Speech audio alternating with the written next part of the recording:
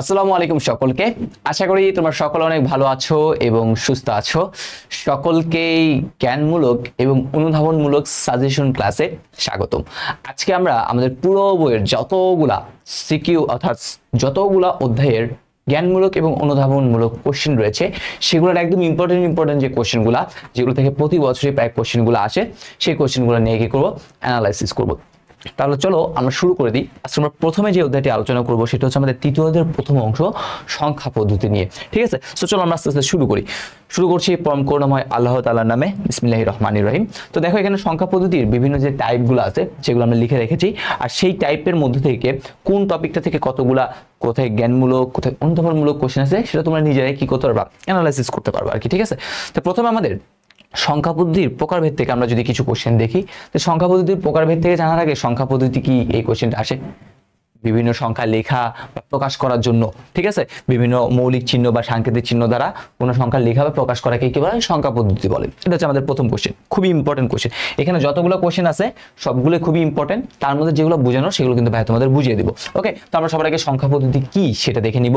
তারপর হচ্ছে পজিশনাল সংখ্যা পদ্ধতি কাকে বলে। পজিশনাল সংখ্যা পদ্ধতি কি, যে সকল সংখ্যা পদ্ধতিতে কি করা হয় তার সংখ্যা পদ্ধতির মানের উপর অবস্থানের উপর ভিত্তি করে কি করা হয়, ভিত্তিটা নির্ভর করে। দেখো যে সংখ্যা পদ্ধতিতে সংখ্যার মান অবস্থানের উপর ভিত্তি করে নির্ণয় করা হয় সেটাকে কি বলা হয়, পজিশনাল সংখ্যা পদ্ধতি বলে। আর এইখানের সাথে সাথে তোমরা আরেকটা শিখে ফেলবে। ঠিক আছে, এটা হচ্ছে তোমাদের বাড়ি কাজ সেটা হচ্ছে কি নন পজিশনাল সংখ্যা পদ্ধতি কাকে বলে সেটা তোমরা নিজেরাই কি করে নিবা, দেখে নিবা। নন পজিশনাল তাহলে এখানে কি মানের অবস্থানের উপর ভিত্তি করে নির্ণীত হয়, আর ওইখানে নির্ণীত হবে না, সেটাকে নন পজিশনাল বলে। বাইনারি সংখ্যা পদ্ধতি কি, শুধুমাত্র বাইনারি না, অক্টাল, ডেসিমেল, হেক্সাডেসিমেল আসতে পারে। তাহলে যে সংখ্যা পদ্ধতিতে 0 এবং 1 দুইটা মৌলিক চিহ্ন ইউজ করা হয় এবং যার বেস হচ্ছে 2 তাকে বাইনারি সংখ্যা পদ্ধতি বলে। অক্টালের জন্য 0 থেকে 7 এবং যার বেস হচ্ছে 8 তাকে কি বলা হয়, অক্টাল সংখ্যা পদ্ধতি বলে। শুধুমাত্র বাইনারি না, তুমি যদি বাইনারি জানো তাহলে এখান থেকে আর কি দেখতে হবে, এখান থেকে তুমি দেখবো হচ্ছে অক্টাল সংখ্যা পদ্ধতি কাকে বলে, এবং কি দেখতে পারো, তুমি দেখতে পারো হচ্ছে হেক্সাডেসিমেল সংখ্যা পদ্ধতি কাকে বলে। এই দুটো কোশ্চেনও তুমি দেখে নিবা নিজ দায়িত্বে। এবার হচ্ছে রেডিক্স পয়েন্ট। রেডিক্স পয়েন্টটা কি, রেডিক্স পয়েন্টটা হচ্ছে আমরা যদি একটু করে খেয়াল করি, সাপোজ এখানে আমি দিলাম 25.50। ওকে, এটা একটা ডেসিমেল নাম্বার। তাহলে এইটার এই যে পয়েন্টটা আছে না, এই পয়েন্টটাকে কি বলা হয়, এই পয়েন্টটাকে বলা হয় রেডিক্স পয়েন্ট। ঠিক আছে, এই রেডিক্স পয়েন্টের কাজ কি, এই রেডিক্স পয়েন্টের কাজটা হচ্ছে পূর্ণাংশ এবং ভগ্নাংশ কি করে আলাদা করে রাখে। তুমি চাইলে একটা উদাহরণ দিলে দেখবে স্যারেরা খুশি হবে। ওকে, তারপরে কোশ্চেনটা সংখ্যা পদ্ধতির বেস বা ভিত্তি কাকে বলে। তো সংখ্যা পদ্ধতির বেস বা ভিত্তি কি, একটা সংখ্যা পদ্ধতিতে মোট যতগুলো কি করা হয় চিহ্ন ব্যবহার করা হয় বা মৌলিক চিহ্ন ব্যবহার করে সেগুলো কি বলে, বেস। যেমন এই ডেসিমাল সংখ্যা পদ্ধতির বেস হচ্ছে কত, 10। তার মানে এখানে আমরা 10টা মৌলিক চিহ্ন 0 থেকে 9 কি করে থাকি, ব্যবহার করে থাকি। তারপরে যদি আমরা একটু করে দেখি বিট কাকে বলে। বিট মানে হচ্ছে কি বাইনারি ডিজিটের সংক্ষিপ্ত রূপ হচ্ছে বিট। তাহলে বাইনারি ডিজিটে কি আছে, 0 এবং 1। তাহলে 0 এবং 1 কে কি বলা হয় বলেন তো, এই বিটটা বলা হয়ে থাকে। তাহলে এগুলো হচ্ছে আমাদের জ্ঞানমূলক কোশ্চেনের মধ্যে আসে। এবার আসে অনুধাবনমূলক কোশ্চেন। একটা পজিশনাল সংখ্যা পদ্ধতির বের করার জন্য কয়টা জিনিস দরকার, তাহলে একটা পজিশনাল সংখ্যা পদ্ধতির জন্য 3টা জিনিস দরকার। ঠিক আছে, কয়টা জিনিস, 3টা জিনিস। একটা হচ্ছে কি তার নিজস্ব মান লাগবে, 2 নাম্বার কি লাগবে, তার স্থানীয় মান লাগবে, আর 3 নাম্বার হচ্ছে কি সংখ্যা পদ্ধতির বেস বা ভিত্তি থাকবে। সাপোজ দেখো আমি যদি বলি 35, এই 35-এর কথা যদি বলি, দেখো এইটার মান কিন্তু 5, এটার মান কিন্তু 3। আমরা জানি এদের একটা নিজস্ব মান আছে, এটা আমরা সিঙ্গেল হিসেবে থাকলে এটাকে বলি 5, এটাকে বলি 3, তাহলে একটা নিজস্ব মান আছে। 2 নাম্বার এদের হচ্ছে কি রয়েছে, স্থানীয় মান। স্থানীয় মান আমরা ছোটবেলায় করছি না, এটা হচ্ছে একক ঘরের অঙ্ক, এটা হচ্ছে দশক স্থানীয় অঙ্ক। তাহলে এটাকে তখন আমরা কি করি, 5 একক এরকম করে লিখতাম, তার মানে কত হয় 5। তারপর এটাকে আমরা লিখতাম কত, 3 দশক ইকুয়াল টু কত হইতো, 30। তাহলে এই দুইটা যোগ করলে কত পাইতাম আমরা, 35 পাইতাম। ঠিক আছে, তাহলে দেখো এইটার প্রথমে একক অঙ্কর মান আছে, দেন ও যখন পজিশনটা চেঞ্জ হচ্ছে তখন তার মানও কিন্তু চেঞ্জ হচ্ছে, তার মানে স্থানীয় মানও রয়েছে, নিজস্ব মানও রয়েছে, স্থানীয় মানও রয়েছে। এবার মোট অঙ্ক বা বেস, এই যে আমরা যে সংখ্যা পদ্ধতি নিয়ে কথা বলি তার বেস হচ্ছে কত, 10। তুমি যেই সংখ্যায় লিখো না কেন 0 থেকে 9 এর মধ্যে সীমাবদ্ধ, তার মানে এটা হচ্ছে আনসার। ঠিক সেম কোশ্চেন একটা এটা দিছে হচ্ছে এটা, এই 10 এই সংখ্যাটিকে পজিশনাল সংখ্যা পদ্ধতি বলা হয় কেন, আমি 35 দিয়ে দেখিয়ে দিলাম, তোমরা এখন নিজেরাই পারবা। ওকে, নেক্সট কোশ্চেন আসি। কম্পিউটারের ক্ষেত্রে ডিজিটাল সিগন্যাল উপযোগী কেন। ওকে, কম্পিউটার কিন্তু 0 এবং 1 ছাড়া কিছু বুঝে না। কম্পিউটার কাকে বুঝে, একটা 0 আর এটা হচ্ছে কত বলতো, 1। ঠিক আছে, এই কম্পিউটারের যে সিগন্যালগুলো সেগুলো কিন্তু এরকম, এই এই এরকম করে কম্পিউটার কি হয় সিগন্যাল যায়, এটা হচ্ছে 1, নিচে 0, উপরে হচ্ছে 1, নিচে হচ্ছে কত 0। ওকে, এইখানে এই জিনিসটা লেখা আছে। আর এখানে একটু ভোল্টেজের কথা বলছি আমরা এখানে। তাহলে আমরা জানি হচ্ছে কি, আমরা জানি এটা হচ্ছে 0 ভোল্ট, আর এটা যদি আমরা 0.8 ভোল্ট বলি, তাহলে এই 0 থেকে 0.8 ভোল্ট পর্যন্ত কি থাকে হচ্ছে আমাদের সেই লজিক 0। এটা হচ্ছে 2 ভোল্ট পর্যন্ত হচ্ছে কি, 2 ভোল্ট পর্যন্ত হচ্ছে আমাদের যে অসংজ্ঞায়িত যে পোর্শন রয়েছে সেই অসংজ্ঞায়িত পোর্শন, এবং 5 ভোল্ট পর্যন্ত যেটা থাকে সেটা হচ্ছে কি বলুন তো আমাদের লজিক কত। ওকে, তো এখানে এই কথাগুলো লিখছে। কম্পিউটার একটা ইলেকট্রনিক যন্ত্র যা বিদ্যুৎ প্রবাহ দ্বারা পরিচালিত হয়। ডিজিটাল সিস্টেমে বিদ্যুৎ প্রবাহের জন্য ভোল্টেজ লেভেল 0 থেকে এত এর মাত্রাকে দেখো 0 থেকে 0.8 ভোল্টের মাত্রাকে কি বলা হয় 0 ধরা হয়, এবং 2 থেকে 5 এর যে মাত্রাটা আছে সেটাকে আমরা কি ধরি 1 ধরি। এভাবে নির্দিষ্ট মাত্রার ভোল্টেজ লেভেল দ্বারা ডিজিটাল সিগন্যাল তৈরির মাধ্যমে, এইরকম সিগন্যাল তৈরির মাধ্যমে কি হয় বাইনারি ডিজিট 0 এবং 1 পাওয়া যায়, যা কম্পিউটার অভ্যন্তরীণ কাজের জন্য। ওকে, সো এই কথাগুলা এখানে বলছে। নেক্সট কোশ্চেনটা যদি দেখি, ডিজিটাল ডিভাইসে ব্যবহৃত সংখ্যা পদ্ধতি ব্যবহার করো। তাই আমি বলছি কম্পিউটার বা ডিজিটাল ডিভাইস এগুলো কি 0 এবং 1 থেকে কিছু বুঝে না, তাহলে 0 1 কোথায় ছিল বাইনারিতে, তাহলে এটার আনসার কি হবে বাইনারি। এই কথাগুলো এখানে লিখছে, ঠিক আছে। ওকে, তারপর হচ্ছে 18 এটা কি একটা অক্টাল সংখ্যা কিনা, ঠিক আছে, এটার ব্যাখ্যা একটু করে দিই। 18 একটা অক্টাল সংখ্যা কিনা। সাপোজ আমরা কিছুক্ষণ আগে বললাম এই যে 35 এর কথা বলছিলাম, এই 35 এটা হচ্ছে 10, এটার বেস হচ্ছে কত, বেস হচ্ছে 10। যেহেতু এটার বেস হচ্ছে 10, তাহলে এই 10 বেসটা দিয়ে 10 যদি বেস হয় তাহলে তার মৌলিক চিহ্ন কত হবে 0 থেকে 9, মৌলিক চিহ্ন কত হবে 0 থেকে 9 হবে। ওকে, এটা যেহেতু 10 তাই মৌলিক চিহ্ন 0 থেকে 9। ওইখানে আমার সংখ্যা দিছে 18, বলছে এই 188, এটা তো ট্রু কারণ 0 থেকে 9 এর মধ্যে আছে। আচ্ছা, এই 1 এরটা একটা অক্টাল সংখ্যা, অক্টাল সংখ্যার পদ্ধতির বেস হচ্ছে কত 8, এটা হবে কিনা। তাহলে দেখো আমরা জানি বেস যদি 8 হয় তাহলে মৌলিক চিহ্ন হবে কত 0 থেকে কত পর্যন্ত 7। বেস যা হয় মৌলিক চিহ্ন হয় 0 থেকে তার থেকে 1 কম, তাহলে 7। তাহলে এখন দেখো এখানে আছে 8, তার মানে এটা কি ট্রু, এটা কি ট্রু না, এইটা ট্রু নয়, তাহলে এই সংখ্যাটা কারেক্ট নয়, তাহলে এইটা অক্টাল সংখ্যা কি হবে না। ঠিক আছে, এই কথাগুলো এখানে লিখছে, আর কিছু না। এখানে হচ্ছে আমাদের দাঁড়িয়ে আর কি। পরবর্তী কোশ্চেনটা যদি আমরা একটু করে খেয়াল করি, আমাদের হচ্ছে বিভিন্ন সংখ্যা পদ্ধতি যোগ বিয়োগ থেকে অনেকগুলো কোশ্চেন আসে, এগুলো আমরা ক্যালকুলেটর দিয়ে করবো। দেখেন বলছে আমাদের কুমিল্লা বোর্ড 2019 সালের কোশ্চেনটা 6 + 5 + 3 = এত হতে পারে। তাহলে এখন আমি তো জানি না আসলে কোন সংখ্যা পদ্ধতিতে হয়, তো আমি কিভাবে লিখবো, আমি হচ্ছে আগে ক্যালকুলেটরে চলে আসবো। 6 + 5 + 3 ক্যালকুলেটরে এসে আগে আমি কি করবো ডেসিমেলে আনবো। কোথায় আসবো ডেসিমেলে, ডেসিমেলে এসে যোগ করব 6 + 5 + 3 = কত দেখেন 14, ডেসিমেল হয় কত 14। আচ্ছা, এই 14টাকে আপনি যদি অক্টালে নিয়ে দেখেন তাহলে কত হয় 16, আমার তো ওখানে 16 নাই 100 কিছু একটা ছিল। আপনি যদি বাইনারিতে নেন তাহলে কত হয় 3টা 1 0। দেখেন আমাদের কিন্তু এখানে এটাই ছিল 3টা 1 0। ওকে, তাহলে আপনি বলতে পারেন দশমিক সংখ্যায় এত এত এত যোগ করলে 14 হয়, কিন্তু কিন্তু কিন্তু কি কিন্তু 14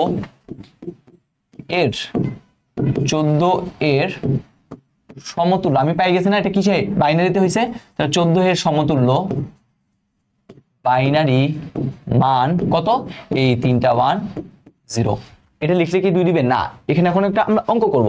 এই 14টাকে বাইনারিতে নিব, তাহলে ডেসিমাল সংখ্যাকে যদি বাইনারিতে নিতে হয় তাহলে কি করতে হয় পূর্ণ সংখ্যার ক্ষেত্রে ভাগ কি দ্বারা ভাগ 2 দ্বারা ভাগ করতে হবে। তাহলে 14 কে 2 দ্বারা ভাগ করি, তাহলে 7 × 14 ভাগশেষ আছে নাই 0, তারপর 2 দ্বারা করি 3 × 6 ভাগশেষ কত 1, আবার 2 দ্বারা করি 2 × 2 ভাগশেষ কত 1, আবার 2 দ্বারা করি 0, আর এখানে হবে কত 1। তারপরে কাজ কি শাই করে এখান থেকে একটা রকেট নিয়ে যেতে হবে। তাহলে আলটিমেটলি আমরা এখন পেয়ে গেলাম আমাদের 14 এইটা ইকুয়াল কত 3টা 1 এর পর কত ভাইয়া 0। এইটার নাম কিন্তু এমএসবি আর এটার নাম কি এলএসবি, দেখছেন। তাহলে এইভাবে আমরা লিখবো, যেতে পারছি, আশা করি আমরা এই জিনিসগুলো কি করতে পারছি বলেন তো, এই জিনিসগুলো আপনাদের বুঝাতে পারছি। পরবর্তী কোশ্চেন আসি, 9 + 7 = 20 কিভাবে হয়। সেম কোশ্চেন 9 + 7 আমরা ক্যালকুলেটরে কি করব যাব, ক্যালকুলেটরে আমরা যাব, এগুলো ডেসিমেলে আগে নিব। কোথায় নিব আগে ডেসিমেলে নিব। 9 + 7 = কত 16 ডেসিমেলে। অক্টালে নিয়ে দেখি কত 20, প্রথমটাতে চলে আসছে অক্টাল। তাহলে আমরা যে আগের মতো দশমিক সংখ্যা পদ্ধতিতে 9 + 7 এর যোগফল কত হয় 16, ঠিক আছে। কিন্তু তারপর আপনি এইভাবে লিখবেন কিন্তু এই যে 16টা আছে এই 16 এর সমতুল্য, কিন্তু 16 এর সমতুল্য অক্টাল মান, কি মান? অক্টাল মান কত? 20। তাহলে এখন ডেসিমেলটাকে আপনার অক্টালে নিতে হবে, তাহলে কি করতে হয়? তাও কিন্তু সেম আগের কাজ, ভাগ। তাহলে 16কে ভাগ করতে হবে কত দ্বারা? 8 দ্বারা। তাহলে করি 8 দুগুণ কত? 16। আবার করি 8 দিয়ে যদি ভাগ করি 0, এখানে হয় 2, তাহলে এইরকম করে উঠবে। তাহলে আলটিমেটলি আমরা পাচ্ছি আমার যে 16টা আছে এই 16 ইকুয়াল টু কত হইলো বলেন তো? বাইনারিতে 2 0। আর এইখানে আমরা লিখবো MSD, আর এটা হচ্ছে LSD, শুধুমাত্র বাইনারির ক্ষেত্রে B, কারণ বিট, আর এখানে হচ্ছে ডিজিট বোঝায়। ওকে, তাহলে আশা করি এই কোশ্চেনগুলো দিলে আমরা ইজিলি কি করতে পারবো? আনসারগুলা করে ফেলতে পারবো। তারপরে 9 যোগ 7 ইকুয়াল টু 16, এইটা কোথায় সম্ভব? হেক্সাডেসিমেলে সম্ভব। ঠিক আছে, এখন আমরা যদি এই কোশ্চেনটা দেখি, 17 এর পরের সংখ্যাটি হচ্ছে কত? 20, এটা ব্যাখ্যা করো। তাহলে এখন 17 এর পর কোন একটা সংখ্যা কি হবে? মানে 20 হবে। আচ্ছা, তুমি নিজে একটু করে খেয়াল করো, 17 এর সাথে 1 যোগ করলে কত হবে? 18, ডেসিমেলে 18। তার মানে কি এটা ডেসিমেলে হওয়া সম্ভব না? তাহলে অন্য যে কোনো সংখ্যা পদ্ধতিতে হওয়া সম্ভব। আর কোন সংখ্যা পদ্ধতি হবে সেটা হচ্ছে আমরা একটু করে করে দেখি। তাহলে আমরা প্রথমে অক্টালে দেখি, 17 যোগ 1 ইকুয়াল টু কত? 20। 17 এর সাথে 1 যোগ করলে কত পেলাম আমরা? 20 পেয়ে গেছি। খুব সুন্দর না? তাহলে প্রথমটাতে বেশি, তার মানে এটা আলটিমেটলি কোথায় আসবে? এটা আলটিমেটলি অক্টালে। ঠিক আছে, তাহলে আমরা প্রথমে বলতে পারি হচ্ছে এই যে জিনিসটা, এই জিনিসটা কোথায় সম্ভব? এই জিনিসটা হচ্ছে আমাদের অক্টালে সম্ভব। তাহলে আমি প্রথমে কি করব? প্রথমে আমার যে 17 যে মানটা আছে, ঠিক আছে, এই যে 17 যে এটা যে একটা অক্টাল সম্ভব, তাহলে এই 17 এর মানটাকে আমি সবার আগে কোথায় নিই? একটু ডেসিমেলে নিয়ে দেখি। ঠিক আছে, আমি একটু ম্যাথমেটিক্যালি করব। একদম ডিরেক্ট যদি দেখা দিই 17 যোগ 1 ইকুয়াল টু 20 কেমন হয়ে যায়? ঠিক আছে, তো একটু ম্যাথমেটিক্যালি করি। তাহলে আমরা যদি প্রথমে আনি এই যে আমাদের 17 আছে, তাহলে অক্টালকে যদি ডেসিমেলে নিতে যাই তাহলে কি করতে হবে? 1 × 8 প্লাস 7 × কত? 8। ওকে, তাহলে এইটা হচ্ছে 0, এটা হচ্ছে 1, তাহলে কত হয়? 8 প্লাস 7 ইকুয়াল টু কত? 15। তাহলে আমরা প্রথমে কি এলো? 17 এর মানটা কত? 15।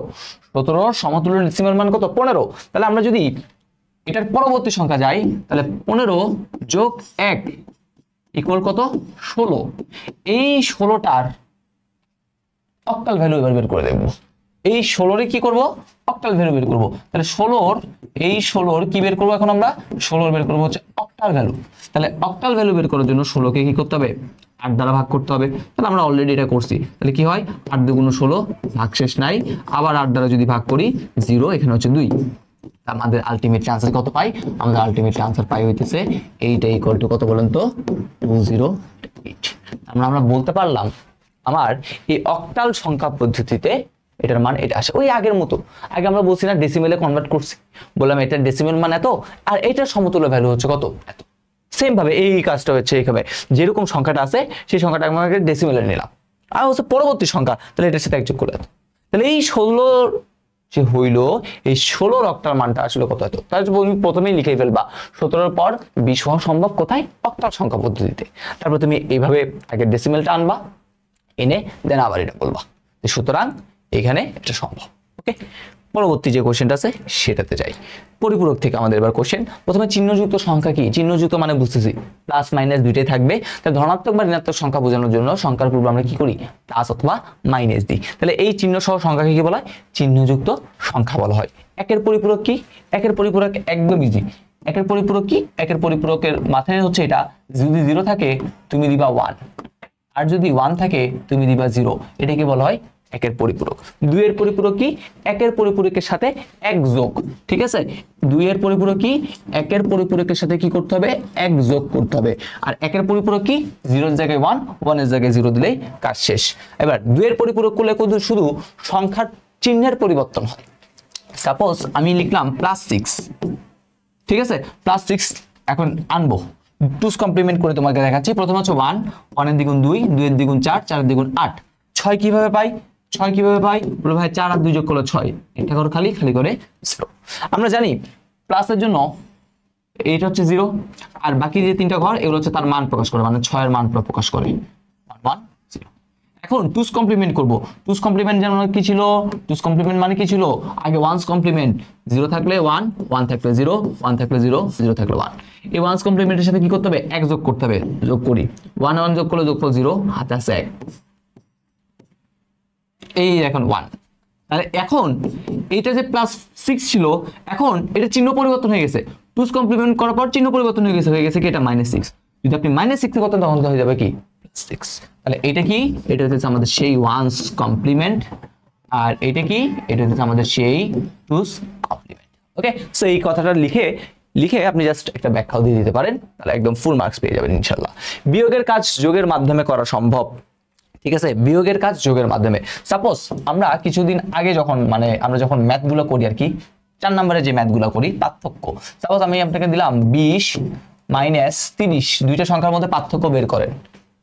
কিন্তু আমরা জানি আমরা ঋণাত্মক সংখ্যার কি করে থাকি, টুস কমপ্লিমেন্ট করে থাকি। তখন দেখা যায় আমরা এই জিনিসটা কিভাবে লিখি, 20 যোগ -30 এভাবে লিখি না। তারপরে কি করি আমরা, এই যে জিনিসটা আছে এইটারই কি করি বলেন তো, এটারই আমরা টুস কমপ্লিমেন্ট কিন্তু বের করি। 20 যেমন আছে থাকবে, কিন্তু এই সংখ্যাটার আমরা কি করে ফেলি বলেন তো, টুস কমপ্লিমেন্ট বের করে ফেলি।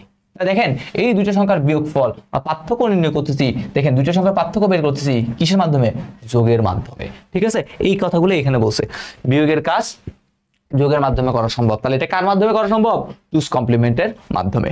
2 এর পরিপূরক ডিজিটাল বর্তনীকে কি করে, সরল করে। কারণ কি, এই 2 এর পরিপূরক ব্যবহার করলে সরল লজিক বর্তনী তৈরি করা যায়, যা দামে অনেক সস্তা এবং দ্রুত গতিতে কি করে বলেন তো, কাজ করে। আর একই বর্তনী দিয়ে আপনি যোগ বিয়োগ যা আছে সকল কাজই করে ফেলতে পারেন। তাহলে এটার থেকে আপনি সবচেয়ে ভালো হয় এই 2 এর পরিপূরকের যে গঠনটা আছে, প্রয়োজনীয়তা, ওটা শিখলেই চলে আসে। এখানে দেখেন কয়েকটা প্রয়োজনীয়তা লেখা আছে। কি হয়েছে, 2 এর পরিপূরক গঠনের ফলে বিয়োগের কাজ যোগের মাধ্যমে করা সম্ভব, অলরেডি দেখলাম। তারপর হচ্ছে কি, যোগ বা বিয়োগের জন্য একই কি করা হয়, সার্কিট ব্যবহার করা হয়, সরল লজিক বর্তনী তৈরি করা যায়, তাই দামে সস্তা, এটা দ্রুততার সহিত কি করে কাজ করে। ঠিক আছে, এই জিনিসটাই এগুলা জিনিস। এবার হচ্ছে কোডটা কি, কম্পিউটার তো বলছি 0 এবং 1 ছাড়া কিছু বুঝে না। তাহলে কম্পিউটারকে আমরা তো বিভিন্ন ধরনের ABCD এগুলো লিখি, তাহলে এগুলো কি করতে হবে, কম্পিউটারকে বুঝাইতে হবে। তাহলে এইগুলো বোঝানোর জন্য আমরা কি করতে হয় বলেন তো, কিছু সংকেত তৈরি করতে হয়। তাহলে কম্পিউটার সিস্টেমে ব্যবহৃত প্রতিটা বর্ণের জন্য CPU কে বোঝানোর জন্য কি করতে হয়, এই 0 1 দ্বারা কিছু সংকেত তৈরি করা হয়, সেগুলোকে বলা হয় কোড। BCD কোড কি, বাইনারি কোডেড ডেসিমেল। এটা একটা 4 বিটের কোড, যার কাজ হচ্ছে ডেসিমেল সংখ্যাগুলোকে কি করবে, ডেসিমেল সংখ্যাকে বাইনারি সংখ্যায় রূপান্তর করবে। আলফা নিউমেরিক, আলফাবেট মানে কি, বর্ণ, আর নিউমেরিক মানে নাম্বার। তাহলে বিভিন্ন বর্ণ, নাম্বার বা চিহ্ন সে কি করবে, কম্পিউটার ভাষায় কোডভুক্ত করবে, সেটাকে বলে আলফা নিউমেরিক কোড। এবার হচ্ছে EBCD code, extended binary coded decimal information interchange code আর কি। এই EBCD কোডটা হচ্ছে আমাদের 8 বিটের একটা কোড আর কি। ঠিক আছে, এটা হচ্ছে এই BCD কোডের একটা এক্সটেন্ডেড ভার্সন হচ্ছে কি এই EBCD কোড। ASCII কোডটা কি, American standard code for information interchange. এটা হচ্ছে 7 বিট বা 8 বিটের হতে পারে। এইটা দ্বারাই আলটিমেটলি আমরা ওই যে কিবোর্ডে যে A লিখি, তারপরে A কম্পিউটার বুঝে এই সকল জিনিস, এটাতে এই ASCII কোডের মাধ্যমে। এই আলফা নিউমেরিক কোডের একটা, যা কম্পিউটারের ও ইনপুট আউটপুটের ডিভাইসের মধ্যে কি করে বলুন তো, ইনপুট ও আউটপুট ডিভাইসের মধ্যে তথ্য স্থানান্তরে ব্যবহার করা হয়। ইউনিকোড কি, ইউনিভার্সাল কোড বা সার্বজনীন কোড। বিশ্বের সকল ভাষাকে কম্পিউটারে কোডভুক্ত করা হয়েছে কার মাধ্যমে, এই ইউনিকোডের মাধ্যমে। এবার আসি 4 বিটের কোড কি করে ব্যাখ্যা করো। 4 বিটের কোড হচ্ছে আমাদের এখানে বই আছে BCD কোড।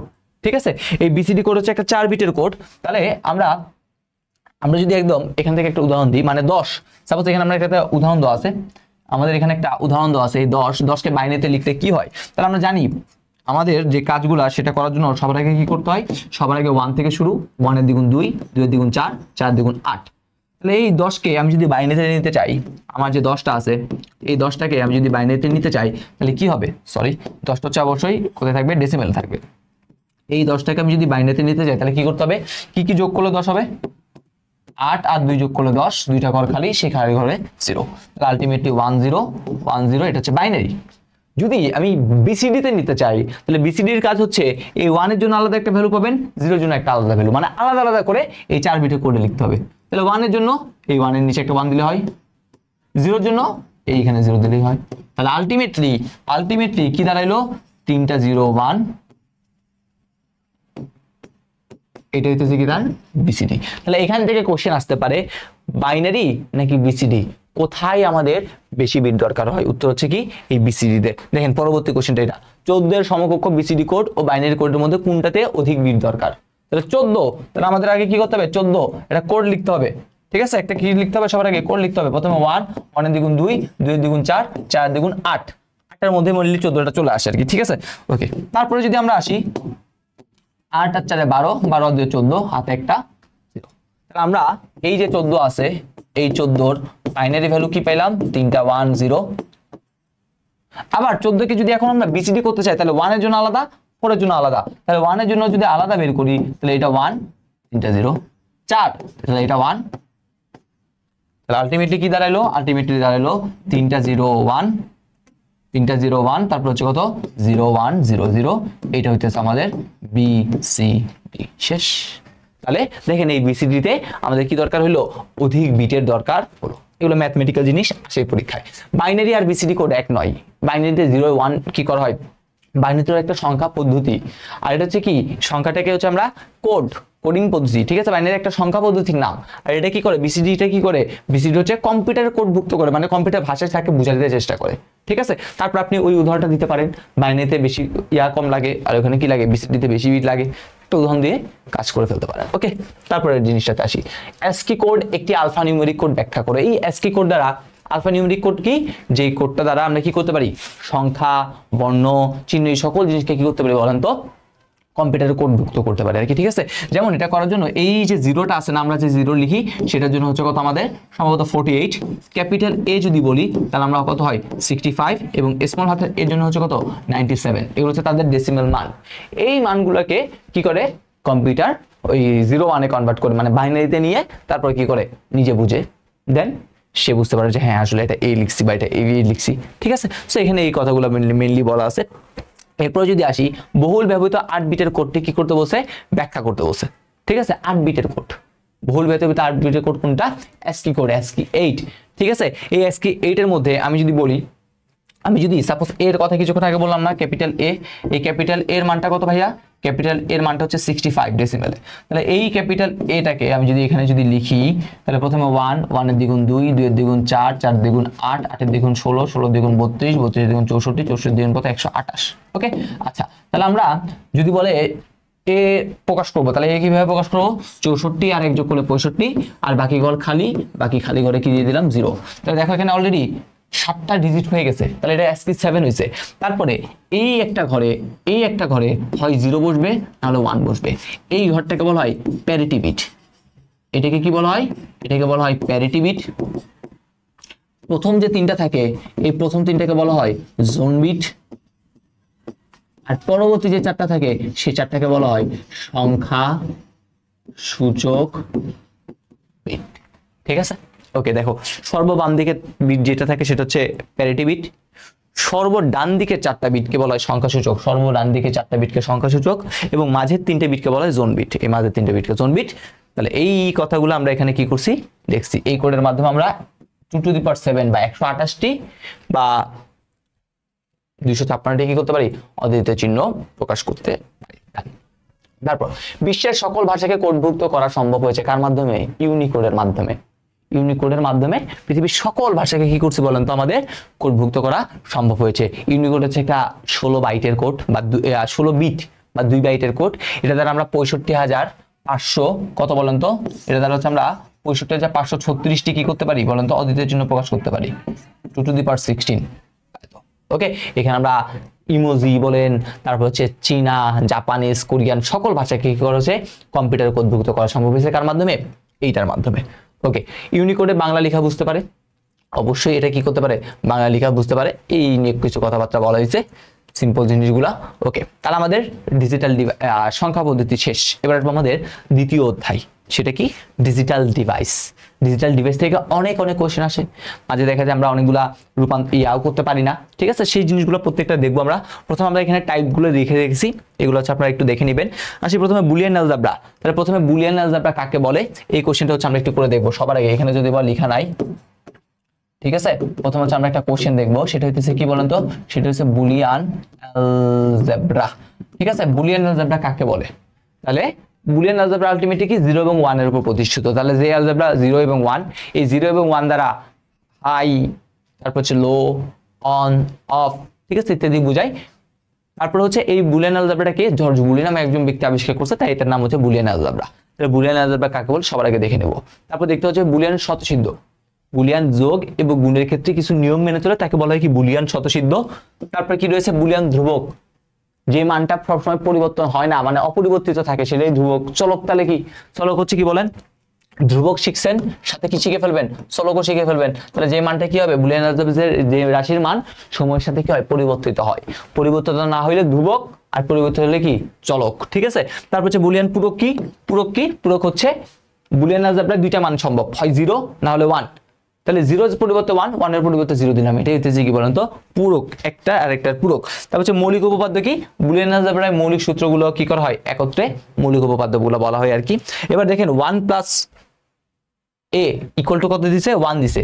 1 প্লাস এ, এটা একটু মনে রাখবেন, 1 এর সাথে যাই যোগ করেন না কেন আনসার কত আসবে, 1 আসবে। তাহলে 1 প্লাস এ ইকুয়াল টু কত আসবে, 1 আসবে। সিকিউ খ নাম্বার কোশ্চেনটা আনসারও বলে দিচ্ছি। সাপোজ এ ইকুয়াল টু যদি 0 হয়, তাহলে দেখেন তো কি দাঁড়াচ্ছে, 1 প্লাস 0 ইকুয়াল টু কত হলো, 1। সেম ভাবে এ ইকুয়াল টু যদি 1 হয়, তাহলে কি দাঁড়ালো দেখেন তো, 1 প্লাস 1 ইকুয়াল টু কত, 1। বুলিয়ান অ্যালজেব্রায় 1 আর 1 যোগ করলে কি হয়, 1ই হয়, ঠিক আছে। এইটার ব্যাখ্যাটা কই দিবেন, এইটার ব্যাখ্যাটা দিবেন হচ্ছে এভাবে, এইটার ব্যাখ্যাটা অবশ্যই চিত্র এঁকে দিবেন, ঠিক আছে। এটা এটা হচ্ছে এ সুইচ আর এটা হচ্ছে বি সুইচ, একটা এ সুইচ আর একটা কি আছে, আর এটা হচ্ছে আমাদের বি সুইচ আছে। তাহলে এই দুইটা সুইচ যখন একত্রে অন করা হবে, আমরা তো জানি বিদ্যুৎ মানে লাইটটা কখন জ্বলবে, যখন আমাদের এই পুরো সার্কেলটা কি করতে পারে, ঘুরতে পারবে, সবকিছু ঘুরে আসতে পারে। তারপর দেখেন এও অন বিও যখন অন, তখন কি হবে, এই দুইটা থেকে যাবে, তখন বিদ্যুৎটা কিন্তু কি হতে পারবে, ফ্লো হইতে পারবে, ইলেকট্রনের প্রবাহ ফ্লো হইতে পারবে, তখন দেখা যাবে লাইটটা কি হবে, জ্বলে উঠবে। তাহলে বুলিয়ান অ্যালজেব্রার ক্ষেত্রে, বুলিয়ান অ্যালজেব্রাটা আলটিমেটলি কোথায়, অর অপারেশনের ক্ষেত্রে 1 আর 1 কে ইয়া করলে কি হবে, আনসারটা 1 হয়, ঠিক আছে। তাহলে দেখেন আপনি এখানে এর মান 0 1 যাই নেন না কেন, আনসার সবসময় কত আসবে, 1 আসবে। 0 1 ছাড়া ভাই কি আর কিছু নিতে পারবো না, কারণ বুলিয়ান অ্যালজেব্রা 0 এবং 1 এর উপর প্রতিষ্ঠিত। তাহলে 0 এবং 1 নিয়ে তোমার কি করতে হবে, কাজ করতে হবে। আসি সত্য সারণী কি, এই সত্য সারণী তো আমরা জানি, কিছু ইনপুট নিব, সেই ইনপুটের ভিত্তিতে আমরা কি কি পাবো, কিছু আউটপুট পাবো, সেই ইনপুট আউটপুটকে কি করবো, ছক আকারে প্রকাশ করব, সেটাকেই সত্য সারণী বলে। ওকে, বুলিয়ান চলক ও প্রোগ্রামিং চলক এক নয়। বুলিয়ান চলকটা কি, বুলিয়ান চলকে শুধুমাত্র 0 এবং 1ই থাকতে পারে, এর বাইরে কিছু থাকতে পারে না। আর প্রোগ্রামিং চলকে তুমি যা ইচ্ছা তা মান নিতে পারো, ঠিক আছে। শুধু যে 0 1 থাকতে হবে তা না, তুমি যে কোনো মান হইতে পারে, ঠিক আছে। এখানে দেখো এই চলকের মান যে কোনো মান হইতে পারে, বাট এটাতে হইতে পারবে না, এটাতে শুধু কি হবে, এটাতে শুধুমাত্র 0 এবং 1 এই দুইটা মানই হবে, ঠিক আছে। ওকে ডান। পরবর্তী কোশ্চেন, বাইনারি যোগ ও বুলিয়ান যোগ এক নয়। বাইনারি যোগ যেমন দেখেন 1 যোগ 1 যোগ করলে কত হয়, 1 আর 1 যোগ করলে বাইনারিতে যোগফল 0, হাতে আছে কত 1 1, এটা কোথায় হইলো, বাইনারিতে, এই হচ্ছে বাইনারিতে। বুলিয়ান যোগ, বুলিয়ান যোগ, বুলিয়ান যোগ মানে কি, 1 প্লাস 1 ইকুয়াল টু কত, 1। ব্যাখ্যা কি, কিছুক্ষণ আগেই কি করলাম, এটার ব্যাখ্যা দিলাম। সাই সাই করে কি আঁকবেন, এগুলো চিত্রগুলো আঁকবেন, শেষ, তারপর বলবেন, ঠিক আছে। ওকে ডান। তারপর আসি এই 1 প্লাস 1 ইকুয়াল টু 1 বা 1 প্লাস 1 ইকুয়াল এত, তাহলে এটা কোথায়, বুলিয়ান, বুলিয়ান যোগ, যেটা হচ্ছে কি অর অপারেশনে সম্ভব। আর এটা কোথায়, বাইনারি যোগ, এটা কোথায়, বাইনারি। অলরেডি এই কোশ্চেনগুলো আনসার দিয়ে দিছি, আর বলবো না। ওকে, তারপরে m প্লাস এত এর ব্যাখ্যা করো, এগুলো আলটিমেটলি সরলীকরণের মধ্যে থাকে। তো দেখেন আমরা যদি করি, কিছু নাই, তাহলে আমরা যদি করি, তাহলে m ইন্টু কি ছিল, m প্লাস n, তাহলে আমরা যদি গুণ করি, তাহলে m into m plus m into কত বলেন তো, n।